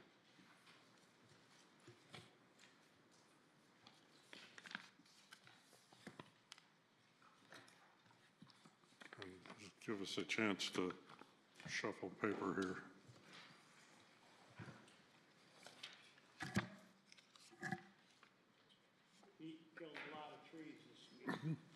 Okay, so we have minutes from February 25th and March 11th of this year. Does anybody have any comments on them? I reviewed them, I didn't find anything. So In that case, by consensus, we'll approve both of those sets of minutes. Now, time for public participation. You're welcome to comment on anything that's not on the agenda. Anybody from the public? Okay, seeing and hearing none, thank you. Moving on to new business, application 2514P, T's Auto Service. If the applicant could come up.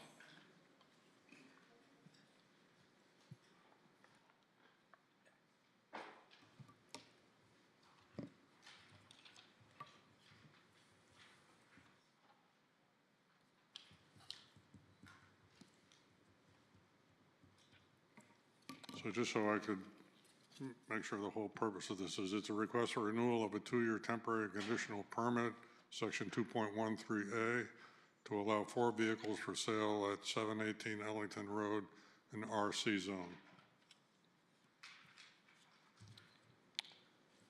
Good evening. My name's Richard Tarasio, and I own and operate T's Auto Service. It's an auto repair garage located on the corner of Ellington Road, Route 30, and Pleasant Valley Road. I've been in business at this same location for 36 years. I'm here tonight to request a renewal permit to display 4 vehicles for sale on the property. Over the years, I've also been able to provide my customers with a visible location in which to sell their vehicles. I would like to continue to offer this service. The drawings presented with the application shows the location of the 4 vehicles for sale. There has been no changes since my last application. I appreciate your consideration and ask for your continued approval. Thank you. All right, now listening to our staff. Yes, thank you. So this is a request for renewal of a 2-year temporary conditional permit for display of 4 automobiles for sale at T's Auto Service at the corner of Ellington Road and Pleasant Valley Road in the restricted commercial zone. The reason this is a temporary conditional permit is we do not allow auto sales in our restricted commercial zone. So the history on this property is this goes back to a 1986 variance that was, I'm sorry, 1986 approval that was granted by the Zoning Board of Appeals. It wasn't a variance, but it was they handled temporary and conditional permits in those days. This Planning and Zoning Commission has been granting this since 2010, one of our probably oldest temporary and conditional permits that we have here in town. When it was originally approved, there were some restrictions put on as to the number of automobiles, how close they can be to the corner. That's all kind of prescribed in the narrative I gave you. The regulation states that temporary and conditional permits may be granted by the Commission for use if the public convenience and welfare will be substantially served, and the appropriate use of neighboring property will not be substantially or permanently injured, and traffic and other hazards will not result from such use. We have never had any concerns expressed to our office related to this use. He's been a good neighbor. I know he got a new daycare constructed next to him over the last couple of years, and he's been a good neighbor to them. So if this application is approved, the Planning Department has no recommendations to request. Thank you. Mr. Russo? No comments. Commissioners, Commissioner Quarashi? No comments. Commissioner No comment. Terry? Commissioner No Foley? comment. Dexter? Bernstein? None. Okay. Thank you. I appreciate you coming in and participating in our bureaucratic requirements, but thanks for being a good neighbor. Motion? All right, so we can have a motion? I'm going to make a motion to approve application 25-14P, T's Auto Service. This approval is subject to the following conditions. The permit is for a 2-year maximum period. The permit is restricted to 4 vehicles for sale with a standard auto marker and excludes vans or trucks. The cars are to be no closer than 12 feet from the corner, no more than 12 cars in a single row, with 2 other cars making a second row, as shown in the diagram, are to be parked from the station to Pleasant Valley Road. This includes automobiles for sale, and there will be no parking at any time in the front area of the parking lot, which is a triangle and near the dumpster. The permit will expire in 2 years, which is April 8th, 2027, and will have to be renewed at that time. I second it. Any discussion? Take a vote. All in favor? Aye. Any opposed? Passes unanimously. Moving on to application 2511P, 555 Nutmeg Road North Warehouse. This is a request for a site plan modification to add loading dock doors on the existing building, to add an additional car and trailer parking on property located at 555 Nutmeg Road North I-Zone. I believe it also includes removing part of a building. And if the applicant would come up and talk to us.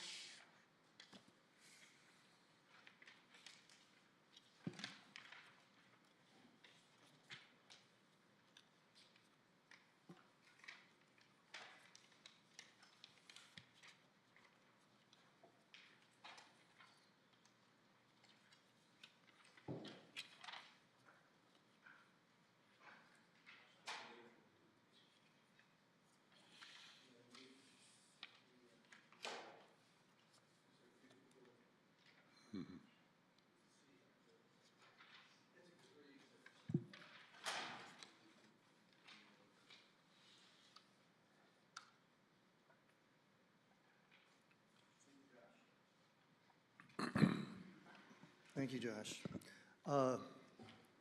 Good evening again, Chairman Wagner, Vice Chairman Foley, and members of the commission. For your record, again, Peter DeMalley, President and CEO of Design Professionals, 58H Connecticut Avenue in South Windsor. This evening, our client, Brian Kerr, and you may have read about him in Hartford Business Journal and other publications. He's been interviewed of late with respect to his business model, and a lot of people are intrigued by it. Including some people on another commission that received it favorably. But our client, Brian Kerr, is president of Snowball Developments, and with offices in Brooklyn, New York. We're representing for his site plan modification application, subject to this meeting, not a public hearing. His firm's primary business model is to acquire underperforming industrial assets, including warehouses, such as in the instant application, and which are desperately in need of enhancement. Some of the pictures you just saw on the screen are indicative of that.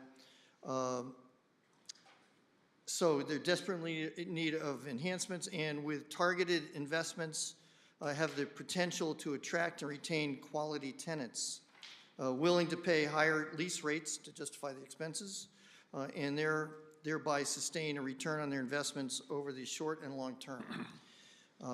That's good for the town and good for the owner.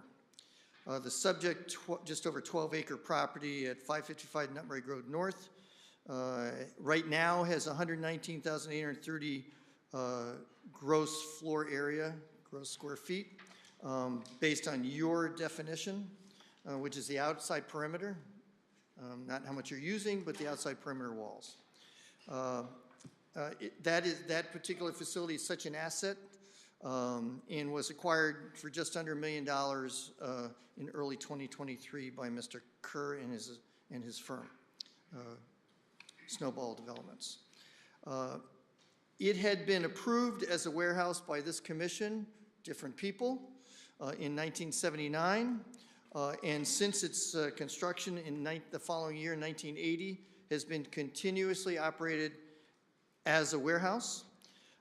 Mr. Kerr intends to retain the warehouse use, and if any use change were contemplated in the future, that change would require approval from the Planning and Zoning Commission or its designees, if you so chose, such as Planning Department staff. Snowball's improvements not only address the needs of the present tenant, who is continuing, they are continuing, but will also position the property for the overall industrial warehouse market under a variety of scenarios. Under the town's zoning regulations, these changes require a site plan modification application, as was the case for recently Aldi, which is site plan modification, what they did over there, across across from the prior application site. As with most developers, Snowball Developments has created a separate entity to own this property, and it's known as 555 Nutmeg Owner Limited Partnership, which is indeed the applicant. So team members joining me this evening are Scott Hesketh, PE of F.A. Hesketh in East Granby, presenting his traffic engineering analysis in the far row. Worked with Scott before, he's addressed you before on a number of occasions. Jim Aldridge, president of Aldridge Construction Company in Manchester, who leads the construction team for the first phase, that's the building improvements, in first phase 1, and will review his building improvements. Jim's in the back. You've met him before on a number of occasions. He handles a lot of applications where clients want him to improve existing facilities that need improvement, either expansion or overall upgrades. He's an expert in that regard. And we've worked with him probably 40 times over the last 39 years. And from DPI, we have Ted Weber, who's professional landscape architect, who is our project manager, and that's indeed his title at DPI, who will cover the overall site layout. I won't be doing that. We'll leave it to him. He's a faster talker. And landscape architectural and site lighting components. So he'll look at all those. And then Daniel Jamison, who was introduced previously this evening, licensed professional engineer, our director of engineering at DPI, who will cover site civil components of our site plan. Tim Clark of Clark Construction in New Milford is also handling some overall site development matters for Brian, and he joins us as well, adjacent to one seat over from Jim Aldridge. And other design team members who are not present tonight are Matt Blunt, professional engineer, as I mentioned in the prior hearing, from GEI in Glastonbury, the project's geotechnical engineer, and Jim McManus of JMM Wetland Consulting in Newtown, the project's soil and wetland scientist. And they both attended the last wetlands meeting on March 19th, very last one, when the IWA, Inland Wetlands Agency, unanimously approved the application. And they were most helpful, I might add, and they do have a lot of expertise. And Matt and Daniel and others have been, and Mr. McManus have been studying the soils, just to let you know. Over the last 2 years, Mr. Kerr and his design team, along with input from the tenant, identified the building and overall property deficiencies, of which there are many, as well as opportunities for improvements to result in a state-of-the-art warehouse facility under current anticipated market demand. For example, they readily determined that a 3,010 square feet building appendage off the southwest corner of the building was dysfunctional, underutilized, and required demolition. It was old and nobody wanted it. Reducing the building size to 16,820 square feet. So we're reducing the building.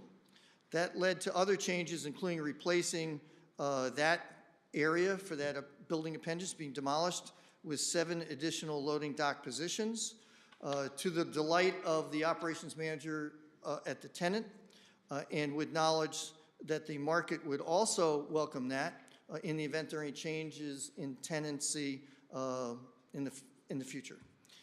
This latter change is a priority to be undertaken in the very first phase. That alone really is removing the building appendage and putting in the additional loading docks.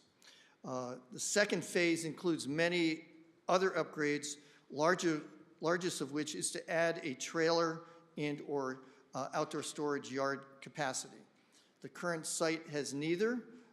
Many tenants require one or both of these amenities. The design team created a yard capable of storing up to 75 trailers for a day or even weeks at a time. The current tenant, often they sit there, as you know, if you go by places where they store trailers, they just sit there. But that's way in the back, and they'll be screened. The current tenant, U.S. Auto Force, has only 22 employees at this large building, much to my surprise. We met with the operations manager over there, and he told us all about the employees there and what they do and their hours of operation. It's a warehouse, which typically, under your definition, and accurately, has reduced hours of operation versus the typical, like for example, Aldi, for example, which is 24/7, 365. So this is a lower intensity use facility. So the weeks, and they don't need as many employees and they don't need as many trucks. The week's business day for 6 of these staff begins at 3 in the morning on Tuesday, when a single tractor trailer arrives, just one, arrives from a central distribution center in Pennsylvania that the tenant operates for this and other facilities, with a load of pre-sold tires. And their shift, the 6 people, and their shift ends on or before 12:30 early afternoon. This repeats itself through Friday, same schedule basically for those 6 employees and the one single tractor trailer rig. But on Saturday, that shift begins later. They get to sleep in on Saturday, so they're here at 7 at the site, and they leave at 1. The whole facility shuts down at 1 o'clock on Saturday afternoon, early afternoon. A second and third tractor trailer truck arrives Monday through Friday in the morning, typically 7, 8, that type of thing. Sometimes they're a little bit early, they stay, but they're greeted by the staff later on. And these trucks travel to and from the west, just like the Pennsylvania hub. And they travel to and from US Route 5. They're coming to and from the west, so they don't have to go to the east. They don't have to end up going down Governor's Highway, for example, toward Route 30. None of these tractor trailers have a destination there, originate there. They're coming from Pennsylvania or someplace to the west, and they come to the site. So they come off, 84 eastbound, get on Route 5 or 91, then 291, then up Route 5 and into the site. And then they reverse course when they're done. So these 3 trucks, all of them go to and from the west. So we don't have any issue with the tractor trailers ever coming down out of the site, taking it right out of the site, for example, going down to Governor's Highway and taking a left to go toward 30. They don't have to, that's not where they're going. It makes no sense for them to do it, and he indicated they don't do that, the operations manager. And there's no truck, he told us, there's no truck queuing at the facility. Not enough tractor trailer rigs for that to occur, so they don't experience that. And again, the same tenants staying. They also operate 10 box trucks, 2 26-footers, which are not huge, and then 8 20-footers, again, smaller. And those are for regional deliveries. 3 of them go out once a day, and 7 go out twice a day. And they're covering a large region. They go all the way to Pittsfield, Mass. They go all the way down to Westport, Connecticut. They go all the way down to Westerly, Rhode Island is their market area for this facility. So those box trucks do that. Also, you can have, he indicated to us that as few as 10, but maybe as many as 30 customers come. You could have, Strong's Automotive or something up on Sullivan Avenue. They need tires. They have a customer like me. I bring my car over there, and they need to put on 4 new tires, the specific one that I want. They may have not had, they don't necessarily have them in stock, so you go to a facility like this, and there are other competitors too, but they go to a facility like this, pick up the 4 tires with their pickup or van or something, and then they bring them back.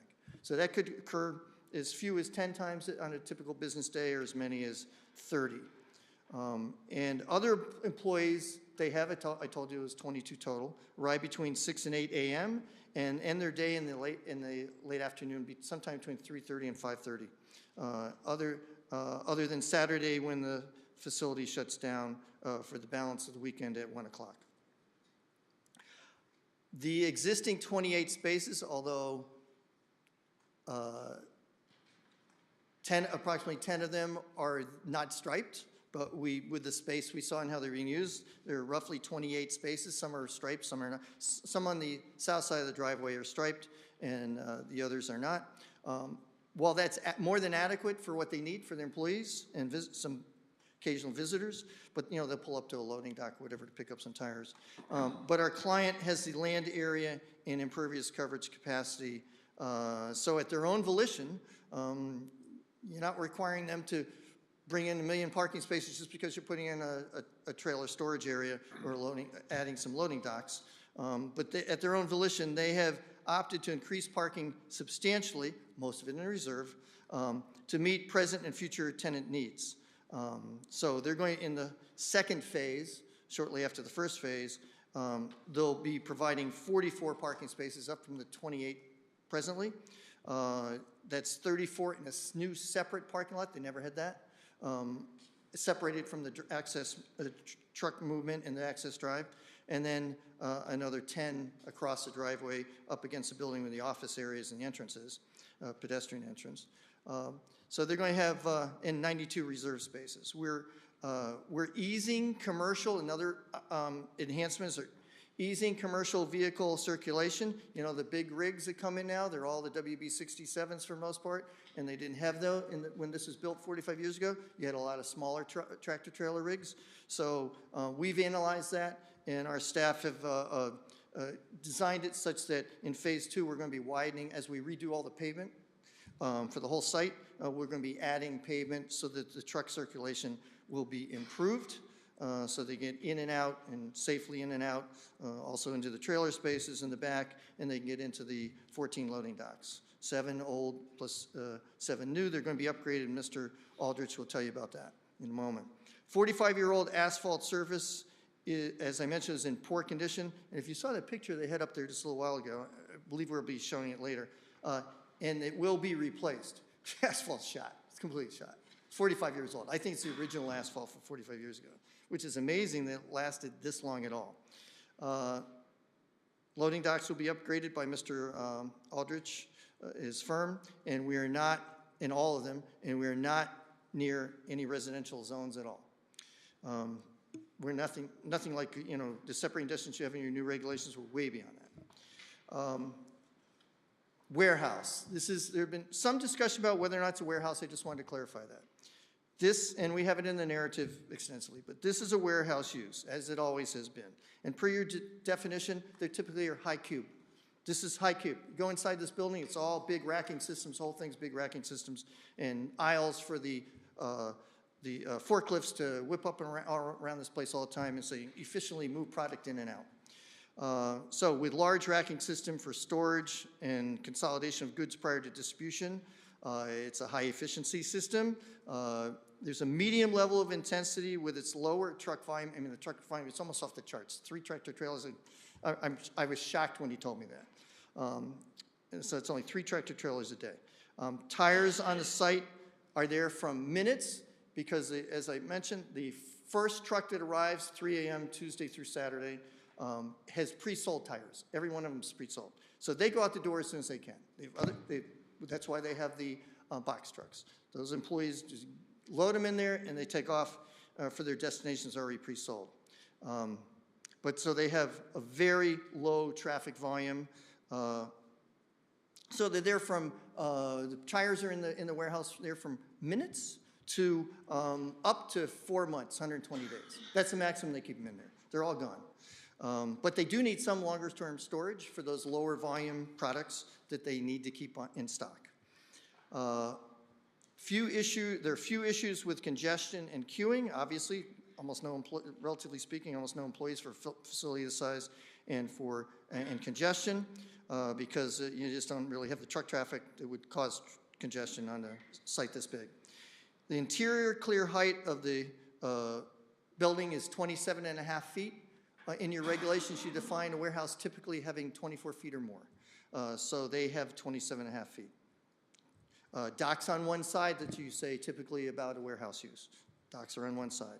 Additional loading docks that we're proposing are for operational efficiencies, as discussed, because it's an opportunity. We're knocking down that part of the building. We got to fix it up anyways. Might as well put in some loading docks because the current tenant says that would be handy. Then we can get our trucks closer to where they need to be for the tire storage areas to download and upload. And so that's a good thing to do. It has limited hours of operation in comparison to a typical distribution center. Limited hours. So it's early morning, as per your definition, early morning hours, to afternoon. And that's basically what this is. So early morning, that one truck delivery at 3 a.m., and then they have the other trucks come in later in the morning, and then the staff are all gone by 5:30. And on Saturdays by 1, and they don't operate on Saturday afternoon, evening, or Sundays. They're 1,400 feet to the closest residential zone. The warehouse definition fits this warehouse quite well, as it has been for 45 years, rather than a more active round-the-clock distribution center.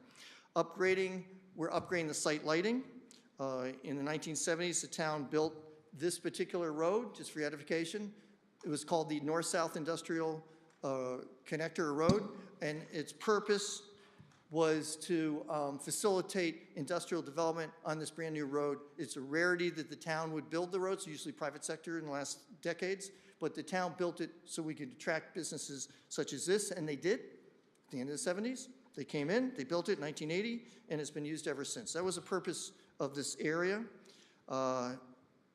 As I mentioned, traffic among the lowest I've ever seen. Mr. Hesketh will clarify his numbers and why they show, and why he needs to, is basically in the industry standard. He needs to meet the particular standard.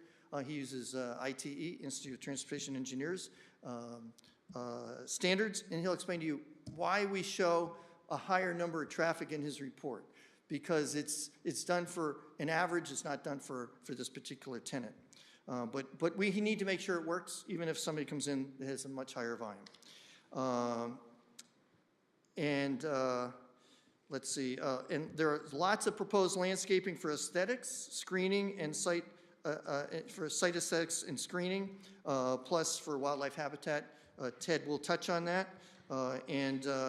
Just one thing, he'll tell you where it's going to be, but there's 1,200 lineal feet of 8-foot-high opaque fence on this property, the west end. So you don't see it from Route 5, plus the screening plant materials.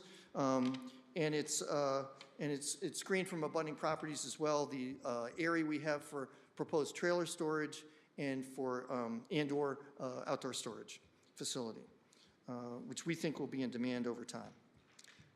So just to summarize this, so Mr. Kerr and his company, they look for sites like this that are run down. They have a tenant that was looking to leave. They were looking to leave.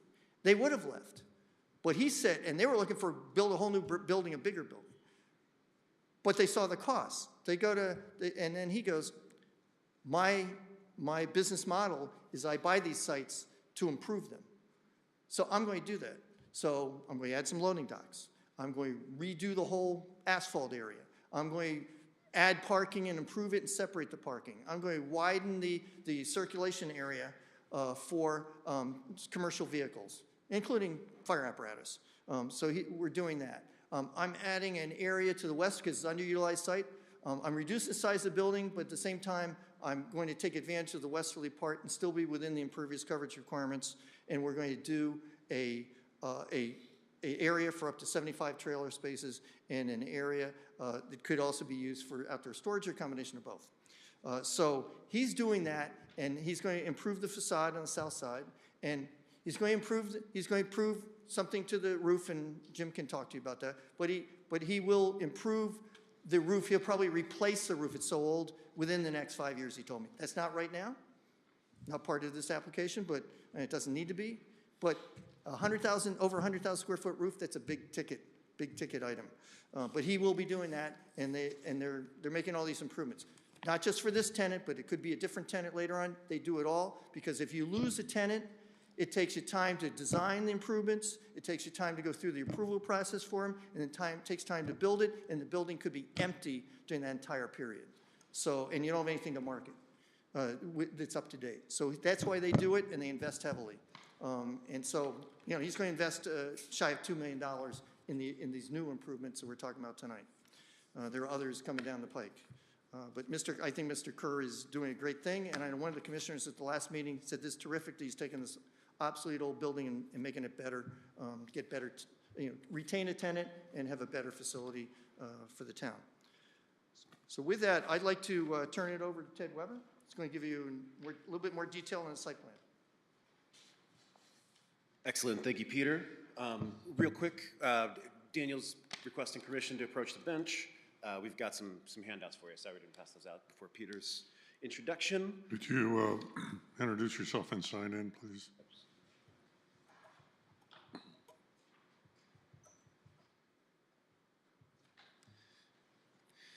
I'm Ted Weber. I'm a professional landscape architect with Design Professionals, Inc. here in South Windsor.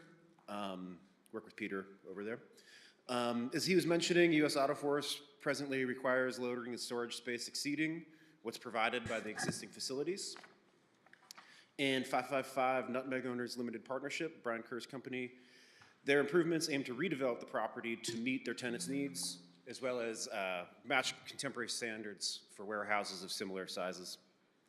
The project's been approved by the Inland Wetlands Committee, or the Commission, on March 19th. The project was well received at ADRC on 3/6.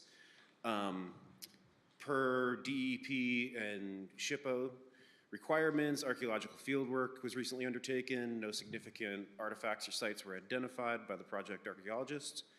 And per town regulations and DEP permit requirements, coordination is ongoing with DEP to comply with NDDB threatened and endangered species protections.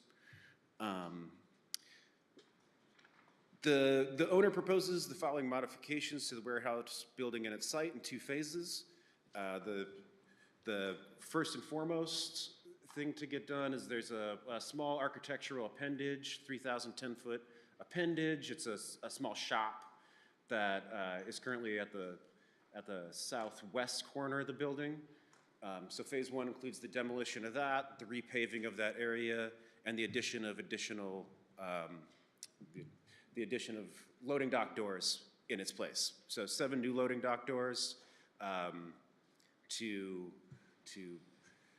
help operational capacity and also to increase on-site maneuverability, as well as to start to create some circulation hierarchy between where the trucks are driving in to access the facilities and then where passenger vehicles are parking and circulating and then pedestrians are coming on site. Overall, the project decreases the gross floor area as well as the lot coverage because that building gets smaller. The impervious coverage goes up because of some parking additions with sort of the parking as proposed, bringing the site to about 58.8% impervious.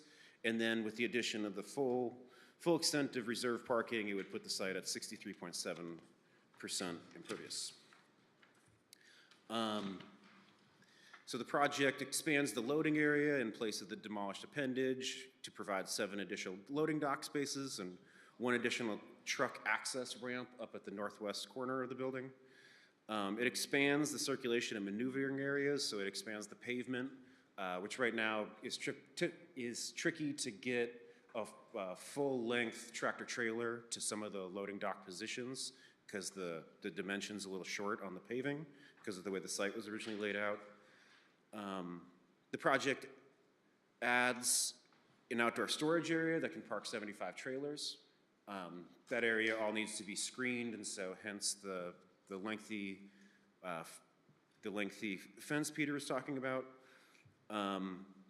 The project proposes a parking lot of 44 car spaces, 10 right out in front for ADA and electrical vehicle charging. So those will continue to be right outside the front door, within a 34-car passenger car parking lot for employees, connected to the building by a striped crosswalk and some signage to help make it so that there's clear hierarchy on site between the 2 circulations.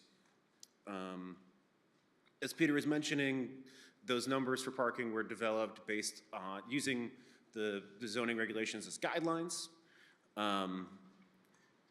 based on the warehouse and the office square footage, respective square footages. The proposed parking lot includes the required parking lot landscaping, so ground cover and shade trees at terminal peninsulas as well as the center island there, and then also perimeter landscaping at the edge of the parking lot.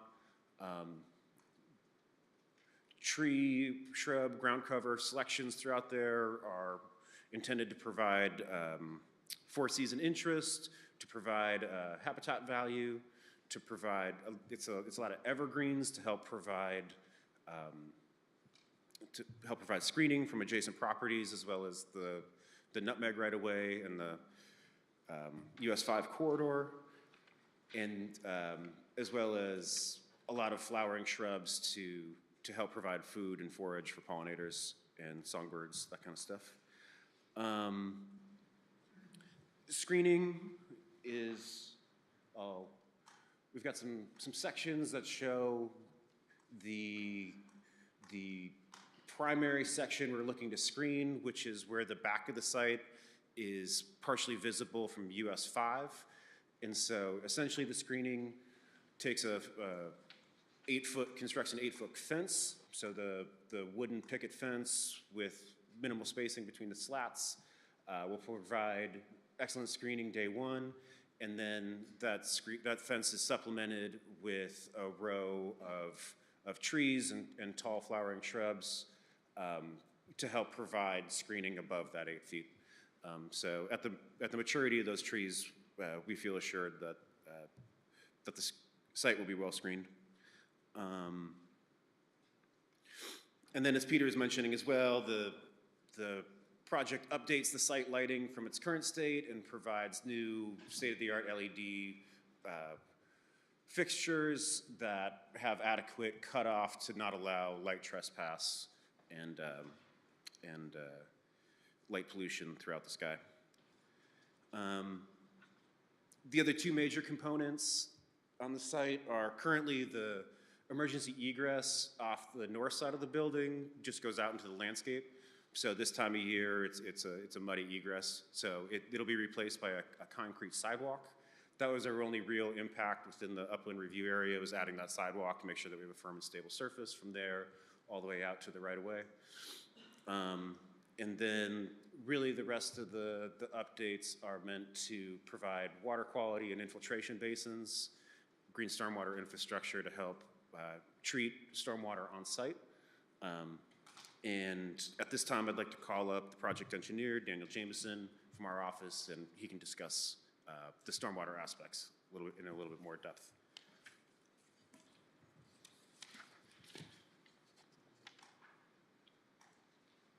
Thank you, Ted. Again, for the record, good evening, members of the commission. My name is Daniel Jameson, Director of Engineering Design Professionals. I'm a professional engineer in the state of Connecticut. And so for stormwater, we're gonna, all surface runoff from new and existing impervious surface, new proposed impervious surfaces will be conveyed to a combined water quality / infiltration basin designed on the western portion of the property.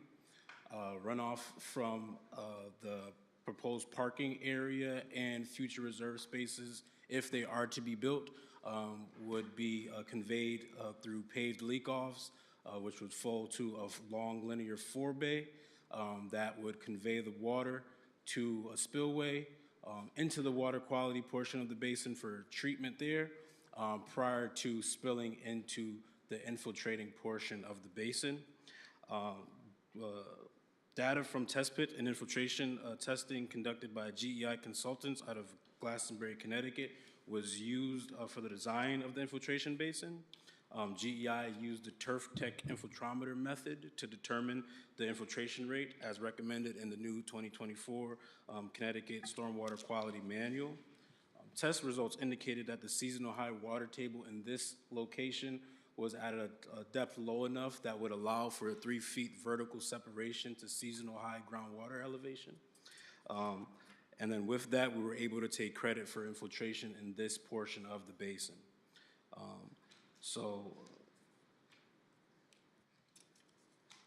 So then with that, then the wet pool volume of the water quality portion of the basin was designed to store the water quality volume for the site. 10% of that wet pool volume or water quality volume was designed to be stored in the forebay. We're actually providing more than that. The water quality calculation for the basin considered the 1.3-inch rain event as required in the 2024 Connecticut Stormwater Quality Manual. And just like to give some information on how well the basin is intended to operate based on HydroCAD hydrologic modeling. All storms from the 2 to the 25-year storm are expected to be held within the basin. Once the 50-year storm does occur, we do see a little bit of outflow through a proposed emergency overflow pipe to provide relief for the basin, and then also in the 100-year storm as well too. So 100% though of the water quality volume determined for the site is able to be infiltrated in that portion of the basin, and therefore complying with standard 1 of the water quality manual. So for the existing area adjacent on the south side of the building, due to the elevations, we weren't able to redirect these catch basins to flow back into the water quality basin. And with that, we are proposing a hydrodynamic separator to treat the runoff from those areas. And that hydrodynamic separator is sized considering the water quality flow calculations of the water quality manual as well. For erosion control and sedimentation, for erosion sedimentation control, we follow the guidelines of the 2024 Connecticut Erosion and Sedimentation Control Guidelines. For selection of and sizing of applicable control measures, there will be construction entrances, silt fence, catch basin inlet protection, temporary diversion swells, and a temporary sediment basin to control the transmission of sediment off the property. We have a total site disturbance. For the estimated site disturbance is 7.8 acres. And then with that, we will also for this application be applying to the DEEP general permit for discharge of stormwater and dewatering wastewaters for construction activities prior to the start of construction. And we also got some follow-up comments from town engineer Jeff Doolittle this afternoon. He recommended lowering the bottom of the infiltration basin slightly. There's a 15-inch pipe that we're proposing to be replaced to replace with the 18-inch RCP. He suggested increasing the slope on that slightly to provide a little bit more capacity there, which we don't take exception to. And then also provide a few more spillways from the forebay into the infiltration basin to provide more direct flow paths to it, which we're okay to do as well. And then also just to update our concrete detail to reflect the new 4,400 PSI design requirements for concrete based on the new CT DOT standards and specifications manual. With that, we're happy to make these changes to the plan and can include them in our final plan set as a condition of approval if the commission sees fit. At this time, I'll turn it over to our project traffic engineer, Scott Hesketh of F.A. Hesketh Associates, to discuss traffic conditions on site. Scott?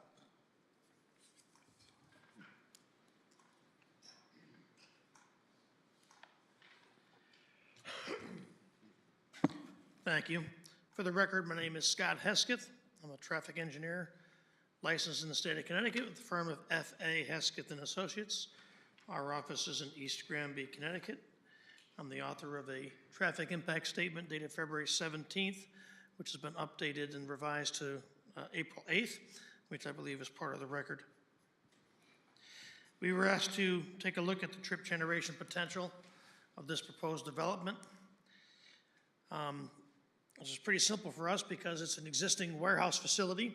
It's going to remain a warehouse facility, and actually the square footage of the building is getting a little bit smaller. So when we looked at the trip generation potential, we looked at the Institute of Transportation Engineers trip generation report, and that presents us trip generation estimates based on the size of the building. And based on the proposed square footage here of 116,000 square feet and change, we're projecting daily traffic volumes of about 223 trips, half entering, half exiting. We're looking at peak hour volumes of 38 trips during the morning peak hour and 40 trips during the afternoon peak hour. And in terms of truck traffic to the development, we're looking at a total of about 71 trips per day on average, with 2 truck trips during the morning peak hour and 4 trips during the afternoon peak hour. Now, you've heard testimony previously this evening that the existing user of the building anticipates 3 tractor-trailer deliveries per day, and they have 10 box trucks, which make approximately, I think it was, if you run the numbers, 24 trips a day for the box trucks. So they're looking at truck trips of about 30 to 40 trips per day for the existing facility. Only 3 of those are tractor-trailer trucks. So 3 entering and 3 exiting tractor-trailer truck trips. The reason we're projecting a little higher numbers is because we're using the ITE numbers. Because if you approve this warehouse development, it's not user-specific. It could be some other user at some other time. So although the existing and proposed user of the facility has a lower trip generation potential, we're presenting to you the higher numbers in case that user decides to leave in a couple of years and somebody else comes in. We just want to make sure that the commission has the higher numbers and bases their analysis and hopefully approval based on those numbers. Now, I believe one of the criteria that the commission needs to consider this evening is access to the site and the intersection site distances for the site driveway. As the commission is aware, the site has been in existence for quite some time. We had an opportunity to review the intersection site distances at the site driveway. We believe that the site distances are in excess of 1,000 feet in each direction in the proposed site driveway, which meets the design criteria for CONDOT of 55 miles per hour. Nutmeg Road North is posted at 35 miles per hour, so hopefully no one's going 55 miles an hour. So we believe we have more than adequate site distance at the proposed location. Again, you've heard testimony about the type of facility. It's a warehouse facility. ITE has several different warehouse uses.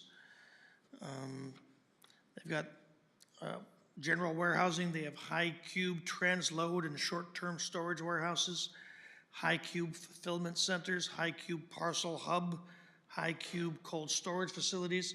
This is clearly not a cold storage facility, so we can cross that one out. But the other facilities are all listed there. I believe that this facility is a warehouse facility. And fortunately for us, the warehouse facility has the highest trip generation potential for a building of this size.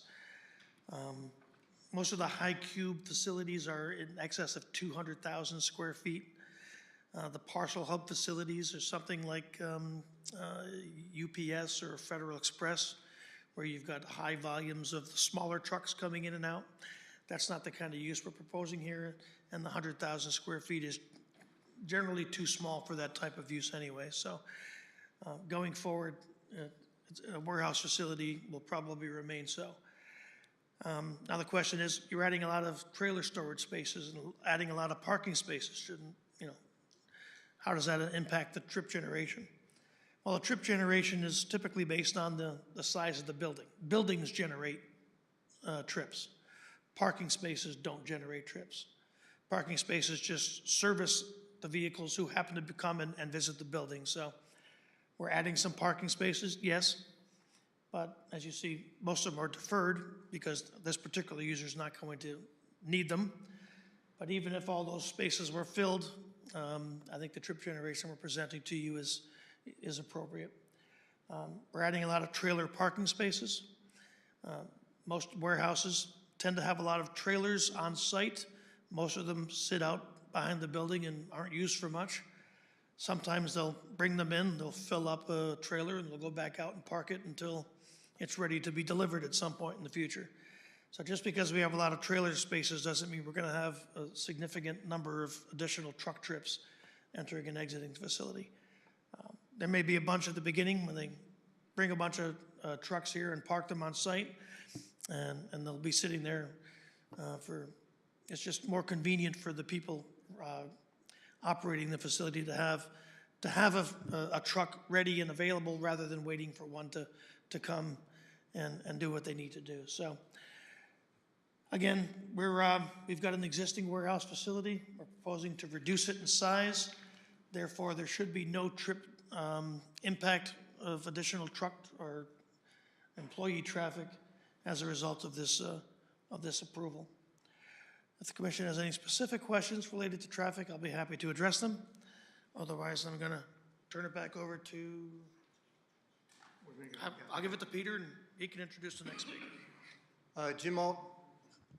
Jim Alders from Alders Construction is now going to discuss briefly the Phase 1 improvements to the building.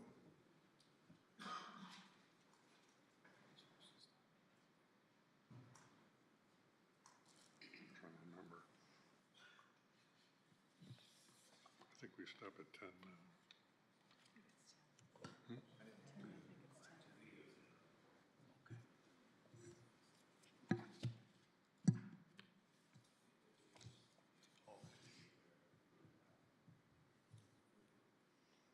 That's my third part. The video's down at the bottom of the screen.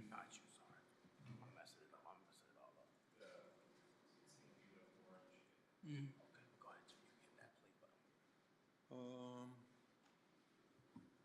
Josh, There should be a very small, want me to come up and... so I got three things to show you folks, and I'm just going to get it. I'm Jim Aldrich, Aldrich Construction. I'm a general contractor. Can we stop that? Where? Thanks. Jim Aldrich, Aldrich Construction, Manchester, Connecticut. I've been working in town for a long time. I'm the boots on the ground guy in terms of improvements to the existing building. Just to give you a little bit of background, this building was built in 1980. I believe it was built for Finkelstein. Finkelstein had the distributorship for Goodyear tires. They had a place in East Hartford. In 2022, they sold out to U.S. Auto Force. U.S. Auto Force is in the process of trying to get their lease extended for a long time, and Snowball took over ownership of the property. U.S. Auto Force is not owned by private equity or venture capital. Its original owners still own the company. It's a national company now. They have 68 distributors centers in 47 states. They have one in Massachusetts, one in Maine, one in Vermont, 5 in New York, and this one in Connecticut serves all the state and parts of Massachusetts. The building was originally built in 1980 for the tire distribution, tire warehouse industry. I've been inside the building quite a bit, and what it kind of reminds me of is in the Indiana Jones movie, they finally get the Ark of the Covenant, and they take it into this government warehouse, and it's like massive place. When you go in there, you get the same impression. It's a sea of tires, very tall racks. You've got an excellent fire department, fire marshal. It's all in compliance. And just to tell you how complicated the tire business is, a Ford F-150, they make 15 different tires for that. So they're distributing, U.S. Auto Force, if you go to their great website, by the way, there's got to be 40 different brands of tires that they keep in that warehouse. Warehousing, to me, those are synonyms. For you folks, it's different. I might say the wrong word there, it's not intentional. The warehousing business is changing. If you look, they said they had 10 trucks, 2 small ones, 20-footers and 26-footers. Now, it's about labor efficiency and the algorithm. So sometimes, just like if you buy something online, you get a better price if you wait 2 weeks. It's the same in the tire business. So if somebody takes a whole truckload, so you want to have your people work efficiently, and so sometimes you might have a truck at a dock for 2 to 3 days before it loads out. So that's why they want additional doors. I'm going to go and, Josh, can you reset my video here, or how can I start the video and stop it? Got the mouse. It's very small, but it's the blue arrow here. And Can we I go back should to be the able beginning? to, I'm trying, but it's very small. Oh, yeah. There we go. And then to stop it? Again, it's very small. Oh, space bar. And start again? Good. So do you want me to go back to the... No, that's okay. I'll just... Well, now it's... So this is a drone video we made. And now we're talking about the improvements to the building.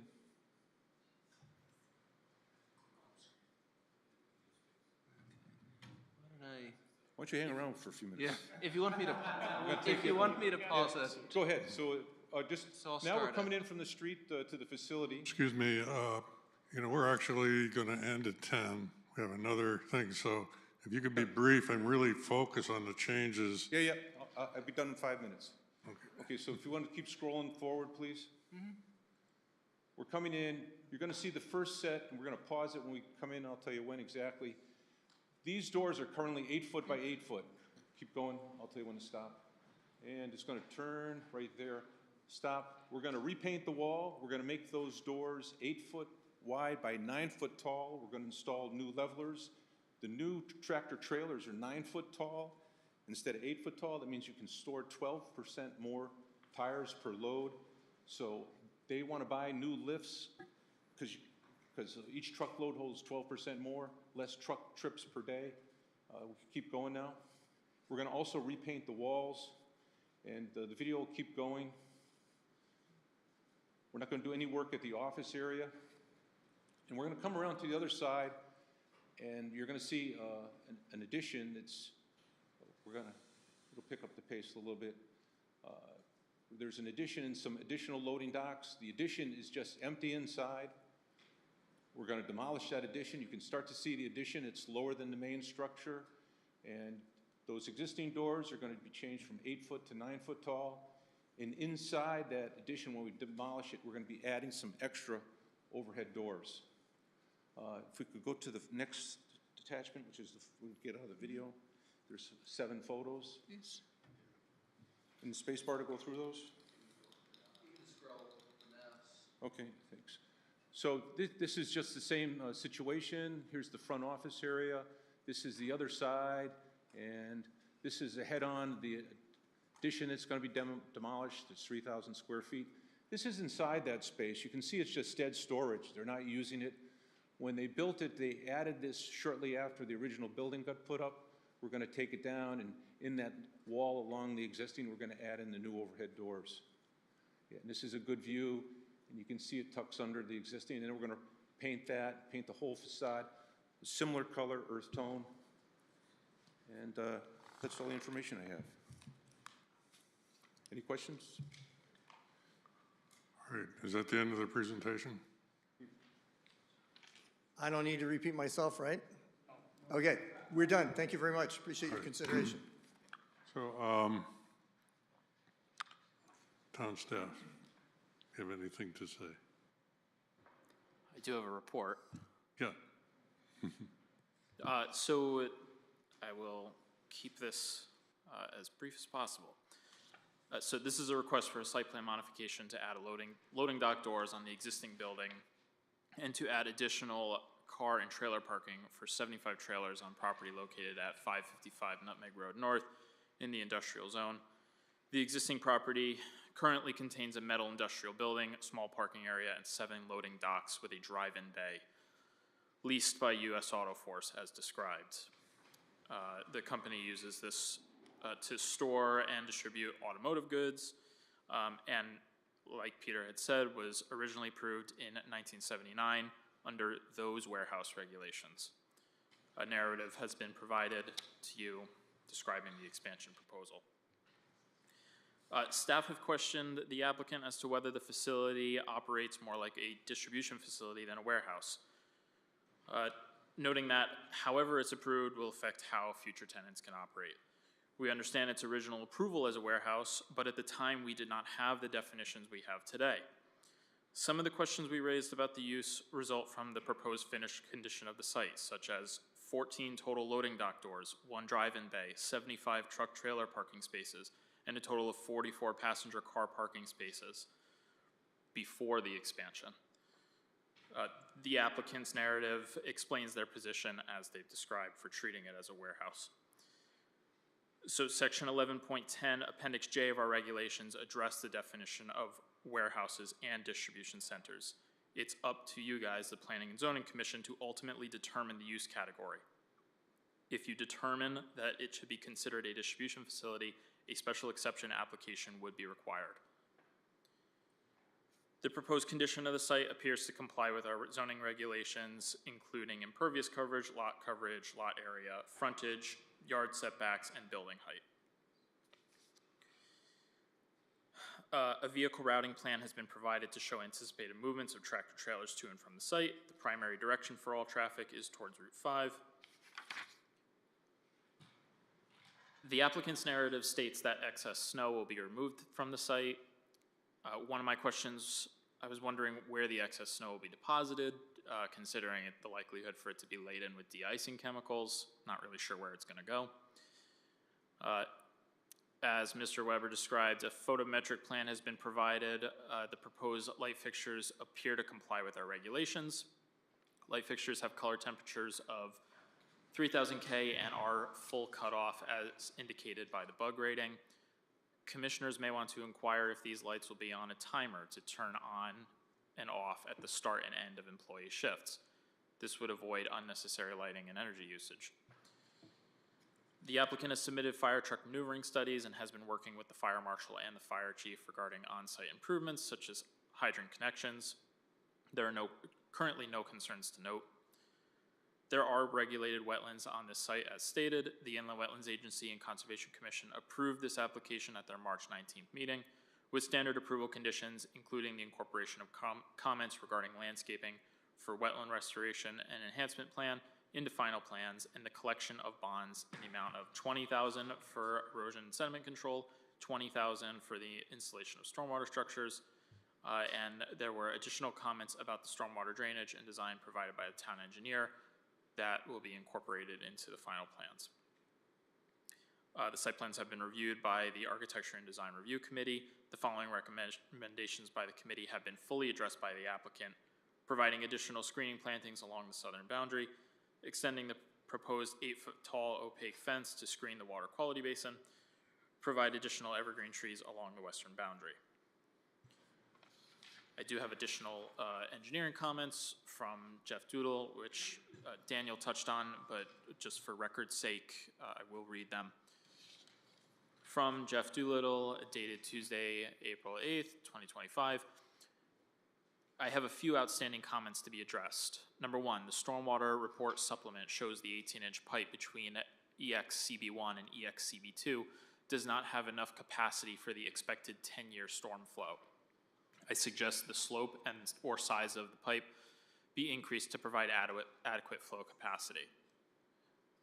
Number two, it appears the bottom of the infiltration basin could be lowered to elevation 71.4 based on the numbers you provided for the estimated seasonal high groundwater level and 3-foot vertical separation.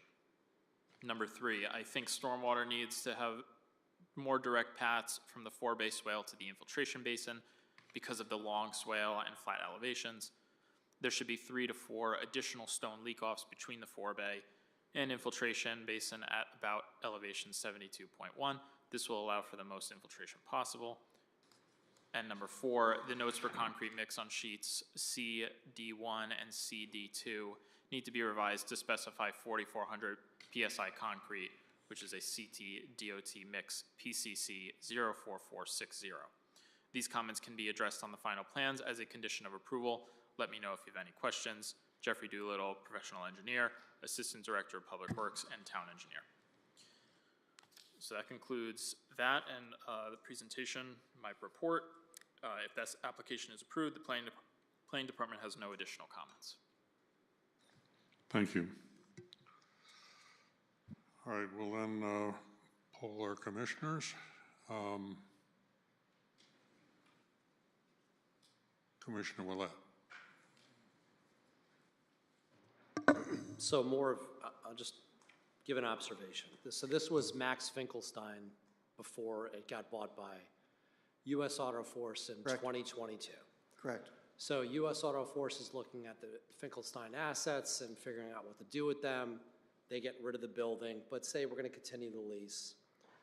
It's very clear to me that this is a Trojan horse for a DC, for a distribution center, rather than the way it's being proposed is saying we're going to have this tire warehouse in perpetuity, where tires come in the morning and they leave right away, but you're applying for something where you're adding 75 trailers, an additional 92 reserved passenger car parking spots, you're upping the door count to 14, including a drive-in, which exists right now, the door count, so the trailer door count. So in my view, I'll just look at the traffic study was based on its current usage right now. So I understand the terminology. I understand the way that we're looking at this and saying, well, there's not going to be a lot of trips because it's really only 3 tractor trailers. There's 7 trucks. They're box trucks. They're small. There's not a lot of traffic in and out of here. I'm looking at this. This is a distribution center. That's what this is. What you're asking for is, and somebody said it before, if we approve, I forgot who said this, if we approve this warehouse, it applies to any other future tenant or user of that space. So we have to look at this as a distribution center. I have a problem with that. 75 trailers on that road with what amounts to almost 150 vehicle parking spaces, just passenger vehicle parking spaces, tells me it's a DC, and there's going to be a lot of traffic in and out of that road. So I'd love for you to address that very directly. Yeah, in the narrative, I thought I addressed it in depth. You have criteria for a warehouse. You also have criteria for a distribution center. Distributions, warehouse tend to have loading docks one side, not always, but tend to have loading dock one side. We do, check the box. They have their high cube one, which is what we're talking about, and what you say in your definition. We meet that criteria, 24 feet, and it's basically a racking system or intensive storage facility. You have in there that has lower traffic volume. Mr. Hesketh did it for an average for a warehouse like this, high cube. It still has capacity there. It doesn't have an impact on the circulation and the traffic in the area for congestion. It doesn't have that. Other things you say, hours of operation for a warehouse. In your definition, it says they tend to start early in the morning and they end toward the afternoon. That's exactly what we have, and that's what we're proposing. That's what they continue to have. If somebody wants to change from that warehouse use, they got to come back to the commission to go to a distribution center use. So they're proposing a warehouse use just like it is today. And if that tenant happens to leave for whatever reasons, the economy, what have you, and somebody else comes in, they have to continue to meet that definition of a warehouse. And if it doesn't meet that definition of a warehouse that you have, and it's not perfect definition in either case, we know that. That's the issue. Right, but if they want to change to a distribution center, there's a more intensive use and doesn't meet those criteria, then they have to come back to the commission for a change. So Michelle, and that would be a special exception. So how protected are we from somebody walking in after phase 2 is done and essentially just saying, yeah, we're going to be operating a warehouse just like Finkelstein and US Auto, whatever it is, did, but it's really a DC. Like, how do we stop that? I think it's a good question, and I think like Peter said, it's kind of a fine line. We've tried to define them as best we can in our regulations. And to staff's, I don't want to say defense, but when the first narrative came in, it was described in the narrative as a distribution facility. There you go. And we called them out and said, wait a minute, you're not coming in for the right type of application, and thus we have a second narrative. Again, I don't particularly have a concern with this location for a distribution facility or a warehouse, because the heart of our industrial zone, it's meeting all of our requirements. They're providing a traffic study. I think it was represented that the traffic generation is similar for a warehouse than it would be a distribution facility. So I don't have the concern that it doesn't meet requirements to be approved as a distribution facility as the scope that was presented. But again, everything was called a warehouse in the old days, right? So now when we're in this time when we're coming in and we're reusing pieces of properties, this is where we have to make, we being the commission, has to make the decision whether or not they feel it is a distribution facility or a warehouse. The biggest difference is the type of permit being a special exception use, and then you can put some conditions on it. Maybe there was something with, and I'm just going to give an example. Let's just say hours of operation were such that it was a distribution facility that you didn't want to operate 24/7 or something, because of the nature of the type of distributing that was going on or whatever. Warehousing, you don't have those kinds of abilities to put any kind of special conditions on. As far as protections of the future, it's the same with any kind of site plan you do. You approve it a certain way, you have a use table that calls out how it's being used, parking's generated that way. When someone comes to reuse the building, we have them demonstrate they're using in compliance with what was approved. And I'm less concerned about, I am concerned if you have 75 tractor trailers going in and out of their day. That's not the intent on a DC. It's typically to get materials in, put it in the warehouse, package it up, and final mile delivery. The issue is the 150 cars. This is not coming in on Sullivan. That's 150 people at a minimum that would work at a DC in this location. They wouldn't be necessarily all coming in from Route 5. They're either going to come in on Strong and cut the other way, or come in from, what's the other, Governors. So those create a traffic problem for residents that are east of that facility. Would it be helpful if Mr. Thurn could put up the definitions from page 294 That would be great. of the zoning Not going to be able regulations? to do that. You can't connect to the internet from this computer. We'd have to have it. I could probably call them up on my laptop, I but mean, I think you can- have them. That's not going to help, Josh. Maybe, I don't know if you wouldn't mind if I would read the definition of a distribution center. Sure. So a distribution center, many of the same elements as a warehouse, as the two terms are often used interchangeably or together. Distribution centers will have a higher level of intensity with goods moving in and out daily. Increased intensity results in greater traffic queuing issues. Typically has more dock doors, one per 10,000 to 20,000 square feet. Also may have dock doors on two adjacent sides. Higher levels of automation versus warehouse and greater truck parking needs. Greater noise and air pollution as a result of increased truck activity requires more employees and parking spaces per capita than warehouse as a result of greater activity and intensity. May require 24/7 operation, distance from residential zone a minimum of 500 feet. I don't know if that helps, but. It kind of does, and although we do have one Amazon facility in town, a DC, and I look at the traffic that goes in and out of there. It's not 150 vehicles a day. There are maybe 80 vehicles a day, but they're coming in and reloading 3 and 4 times in a day.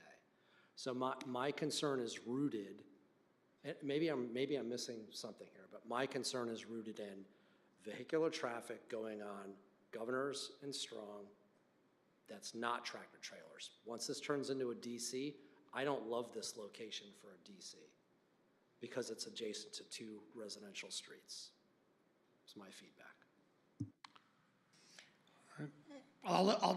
If your concern is truck traffic, I would say that So DC is 2 things. A DC is tractor trailers bringing palletized goods into a warehouse that are going to get broken down, packaged up for final mile delivery, and then you have a bunch of smaller vehicles that are actually making that final mile delivery.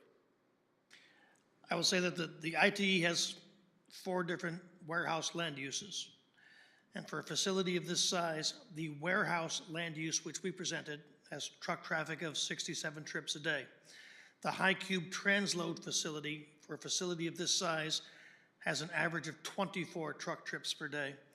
The high cube fulfillment center has an average of 25 truck trips per day. And the high cube parcel hub has an average of 64 truck trips per day.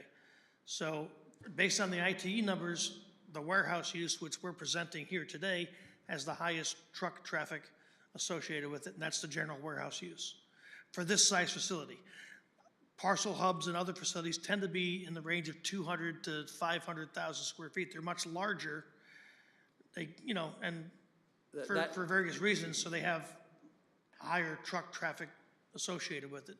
Amazon, as they matured out, are moving to a hub and spoke model where they have major DCs like you have over near the airport in Windsor Locks, and satellites like we have here and in East Hartford. So the intent, I don't want to get into the whole design of how they built the business. This is a DC. in my view. And I'll just leave it at that.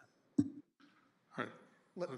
If I may address two other points. First one, and I said one of them earlier, your definition of a warehouse is limited hours of operation. It closes down basically early to late afternoon, and in the afternoon. That's when it closes. That's what we're proposing. If it varies from that, it's more along lines of a distribution center, and they'd have to come back. So we're proposing a warehouse with limited hours of operation.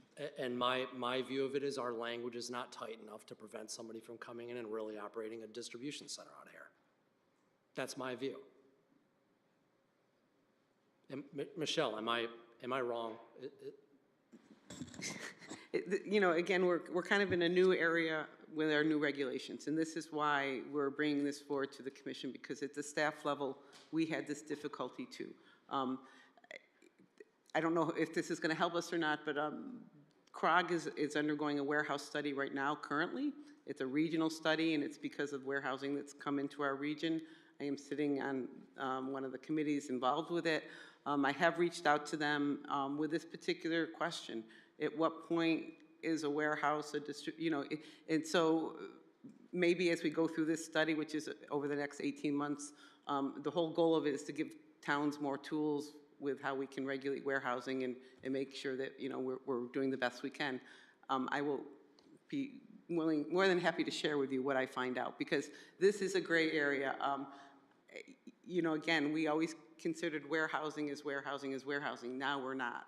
You know, I think of a warehouse as the self-storage warehouse. It goes there and it doesn't go anywhere, right? So when you tell me tires are coming in and out, I think you're distributing them. Clearly, Peter and I don't have the same agreement on that. So I think, you know, with this application, I don't want to, you know, again, this is a great project. We want to see our industrial area be able to revitalize itself. I don't want to see us get hung up on this so much, but I think we could put, you know, an approval condition that's for a warehouse. If the use were to change, the applicant will have to return to the commission for further approval and, you know, just monitor it that. Obviously, as a new owner comes on board, new tenants come on board, they're going to have to get looked at, and I think Peter's kind of hearing loud and clear what our concerns are. If the state redefines and makes a clearer definition of warehouse versus distribution center, would a property like this that's already been approved on a project like this be grandfathered in? And would the new regulations draw a line in the sand from that point forward and only apply? I'm just looking at. No, well, I guess what I would tell you is, you know, he is applying and you are approving this as a warehouse. And if we change our definition in the future, then you're going to deal with that definition in the future. But again, you can't approve it as a warehouse and then say, no, really, we meant a distribution center. So again, this is a request is for a warehouse, and that's what, you know, I think the commission has in front of them. Then what my recommendation or ask would be is if you want it as a warehouse, come back and apply for this without all the extra parking spaces. And if you want to add the extra loading docks on, knock yourself out. If you want it with the extra 75 trailer parking spots and an extra 100, a grand total of 92 extra reserve parking spots, apply as a distribution center. If this site were vacant today, and somebody wanted to put up a 100,000 plus or minus square foot building, today's marketplace, what would it look like? It would have loading docks, it would have trailers parking spaces that we're proposing, it would have, under your regulations, it would have to have a lot more parking because it's your regulations that dictate that. We're doing it out of our own volition, but if you came in now for a whole new facility, you would have to build all those parking spaces. He said, we presented that to him, he said, oh, well, you know, we'll put, most of it's going to be in reserve, we don't need it now. And if somebody needs some additional, we can accommodate them. I don't want to have to go back to the commission and have a building that's vacant for a year. So that's his view. He wants to invest in it. He already bought the property, substantial investment. He's got a tenant he wants to keep. The tenant wants the improvements, and he's going to accommodate them. The question is, when can he do that? You know, they've agreed to continue on. But if the improvements don't happen, they may not continue on. They make other arrangements. But it's contingent upon these improvements. They're getting rid of that crummy appendage. They're putting in the extra loading docks they want. They want improved parking, and the pavement is shot, and we're going to improve that. The facade is going to be repainted, that facade. They're doing all kinds of improvements. He's spending almost $2 million to keep these guys happy and also place it so that he could have another tenant if these guys disappear. Excuse me, we've reached 10 o'clock, which is our normal closing time. If we want to continue discussing this, we either have to extend the meeting or schedule a continuation for another meeting. So I'd be interested in a motion to extend the meeting. We do have a couple of minor things to say also, so I don't know. I think we probably need at least another 15 minutes to discuss this. And then there's one other item that probably take 2 minutes, but I make a motion, we extend the meeting to 10:15. Second. all in favor? Any opposed? Passes unanimously. I'm good with my questions. Okay. I made my point. Paul? Do I get wrapped up in this or not? The only really question I had was, I visited the site today, and I'm delighted that it's going to go through a facelift, and I also can confirm that the asphalt needs to be replaced. Now, in your narrative, you referred to that as Phase 2. So talk to us about the timing of Phase 1 and Phase 2. One right after the other. We want to be able to knock down, demolish that 3,000 plus or minus square foot obsolete part of the building, repair that area, put in the additional loading docks, fix the facade, and repairs right around that as Phase 1, so they can get a CO for that. Okay, so they can start operating that.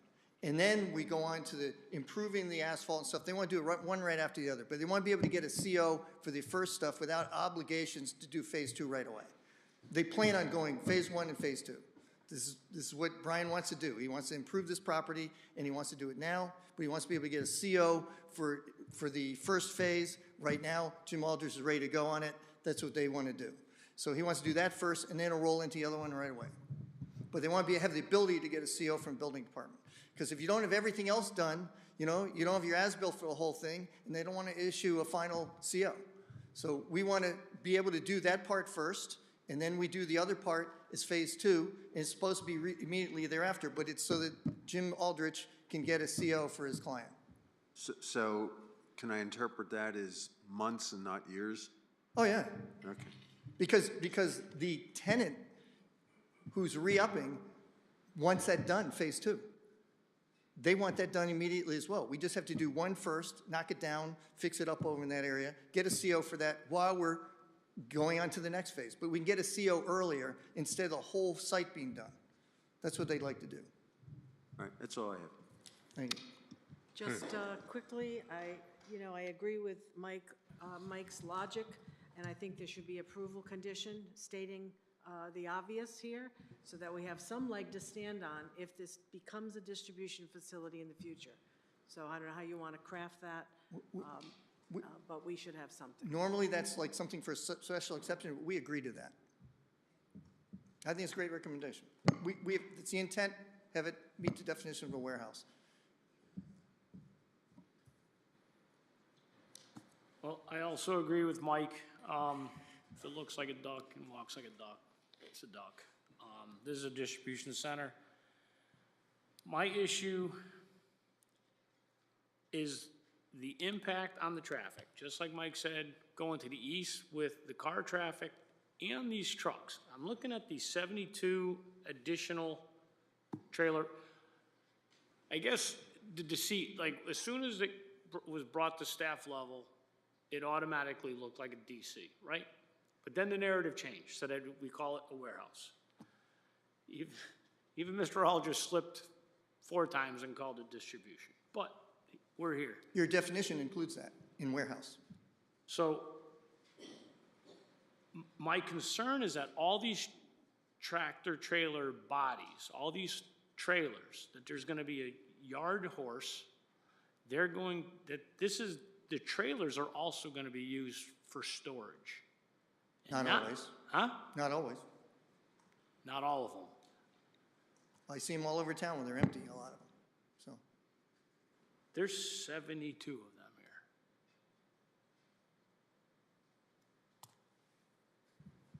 here. Yeah, we have to have some, we gotta have some narrative ourselves too, in some conditions, because this is a distribution center.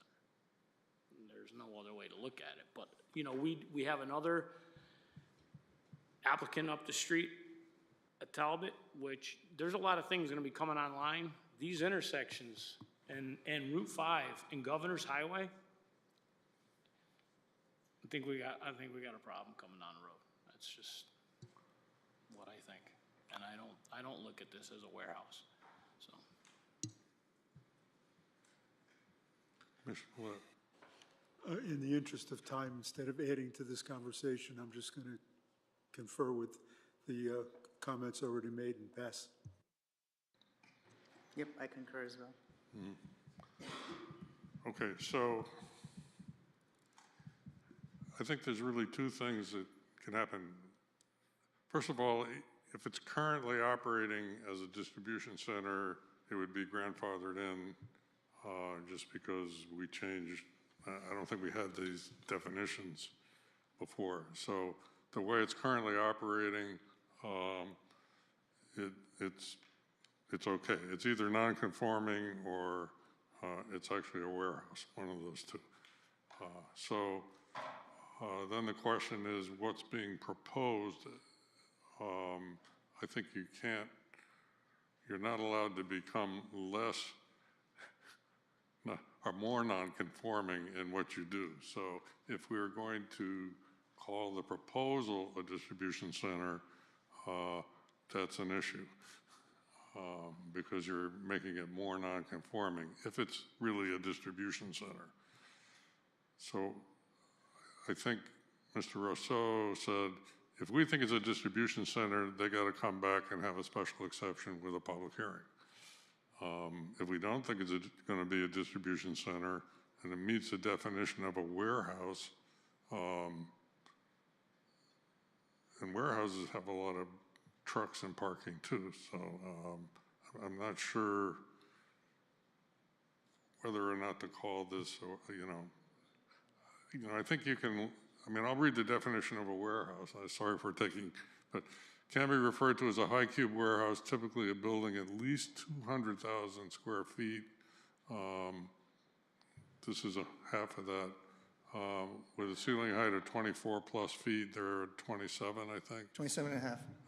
Used for storage consolidation of goods prior to their distribution. Typically has a high level of automation, high efficiency processing. This isn't really there now, but it could. Enabling inside workers to process orders that leave the building. Medium level of intensity as goods are often housed for more than a month, resulting in fewer issues with traffic congestion and queuing. I don't know, some of the tires come in, they're out the same day, but wouldn't be surprised if a lot of them are sitting around for a month. Maybe you could.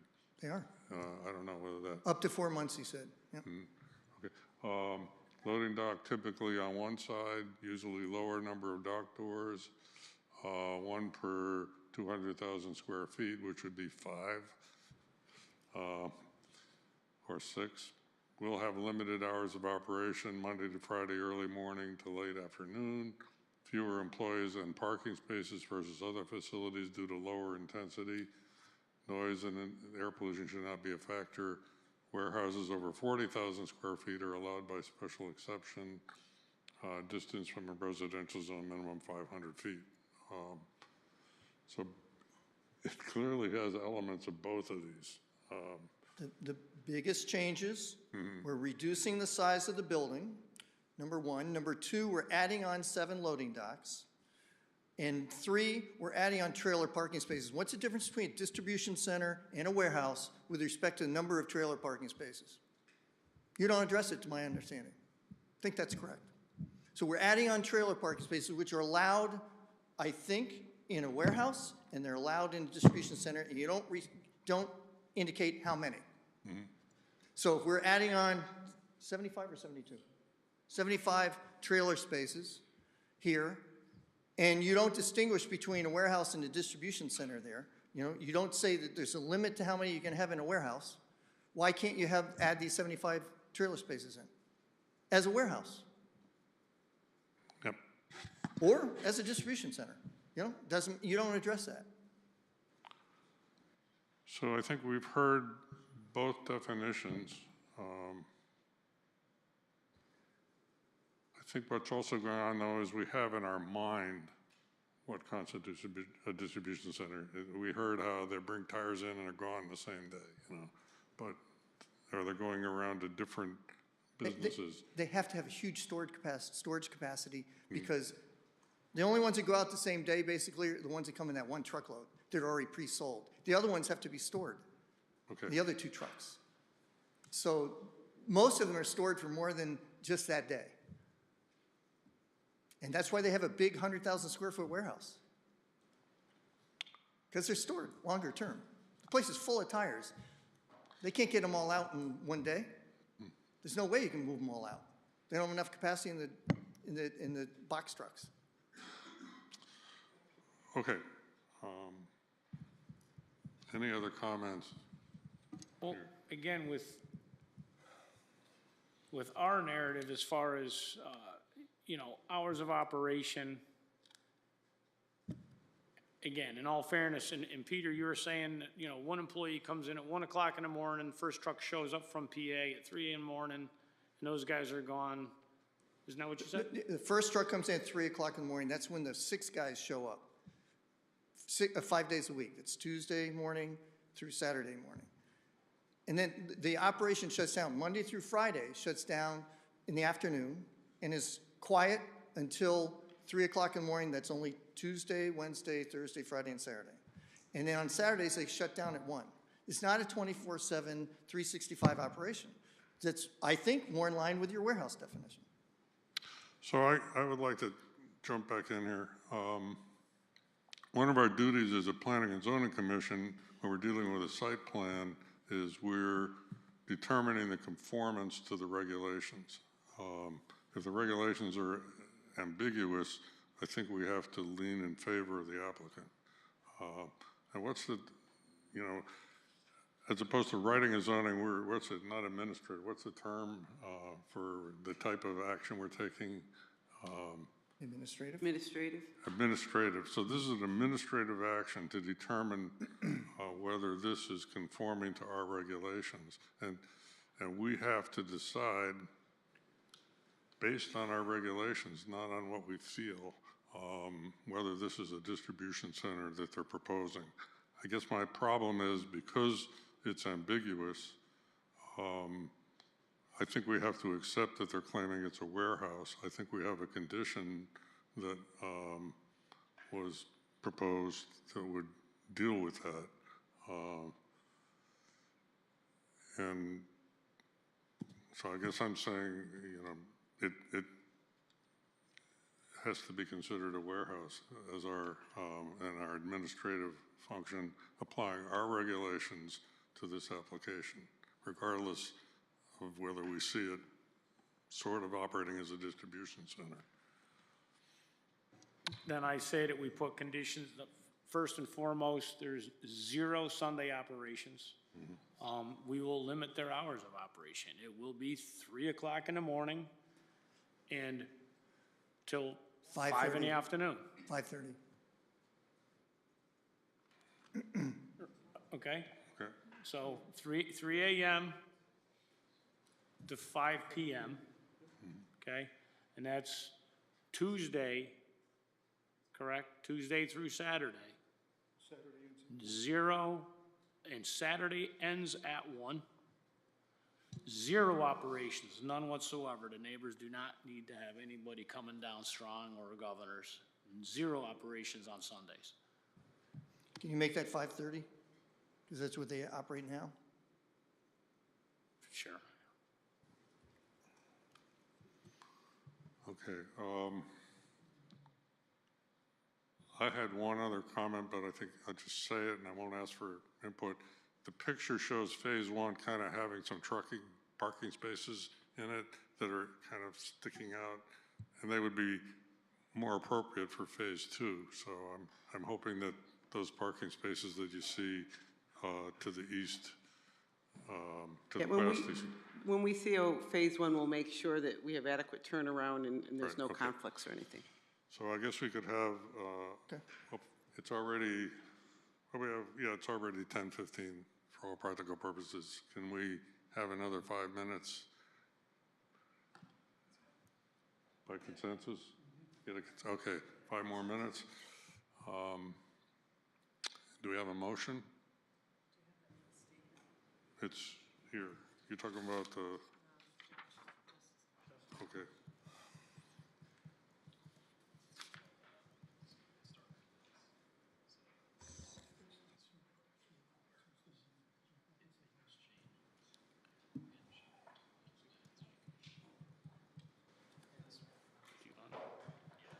Peter, what happens on Monday? We said nothing on Sunday. If you start at 3 o'clock on Tuesday morning, Monday's closed too? They don't start at 3 in the morning on Mondays. They start on Tuesdays. So they have, Mondays is early morning, but not, they don't have the delivery. The hub vehicle, tractor trailer comes in on Tuesday, Wednesday, Thursday, Friday, and Saturday at 3 a.m. So there's They nothing operate on on- Sunday or on Monday? There's nothing on Sunday at 3 o'clock in the morning, based on U.S. Auto Force, what they represented to me. Yeah, there's nothing at 3 o'clock in the morning on Monday, and there's none on Monday. But the box trucks still go out on Monday, if I remember correctly. Yeah, the box trucks go out all, from. Regular hours. Yeah, regular hours on Monday. They just don't have the truck that comes in at 3 in the morning, so they don't have to have those guys show up. And on Saturdays, the guys who unload that truck that came in at 3 o'clock in the morning, they don't show up till 7, so it sits there. All right, so I think we're about to get a motion from somebody. Okay. Commissioner Dexter, you're recognized. First of all, I'm going to make one statement that this approval is for a warehouse. And we move to approve application 25-11P for 55 Nutmeg Road North. We have several standard approval conditions, which I will not read, which are 1 and 2. 3 is an application subject to the conditions of approval of the Inland Wetlands Agency Conservation Commission, including bonds in the amount of $20,000 for establishment and maintenance of erosion and sediment controls, and another $20,000 for the installation of stormwater structures. Additionally, comments about the stormwater drainage and design provided by the town engineer dated March 10th, 2025 shall be incorporated into the final plans. Number 4, a landscape bond in the amount of $20,000 is required, must be submitted prior to the issuance of a certificate of occupancy if work is not completed.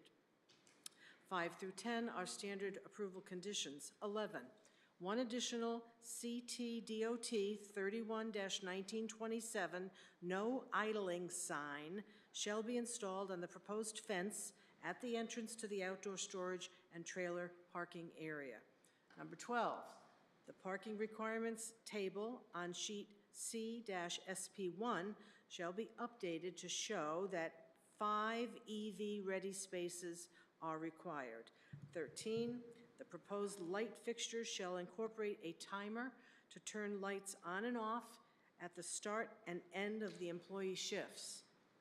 And employee shifts, these are the hours. Make sure I get them right.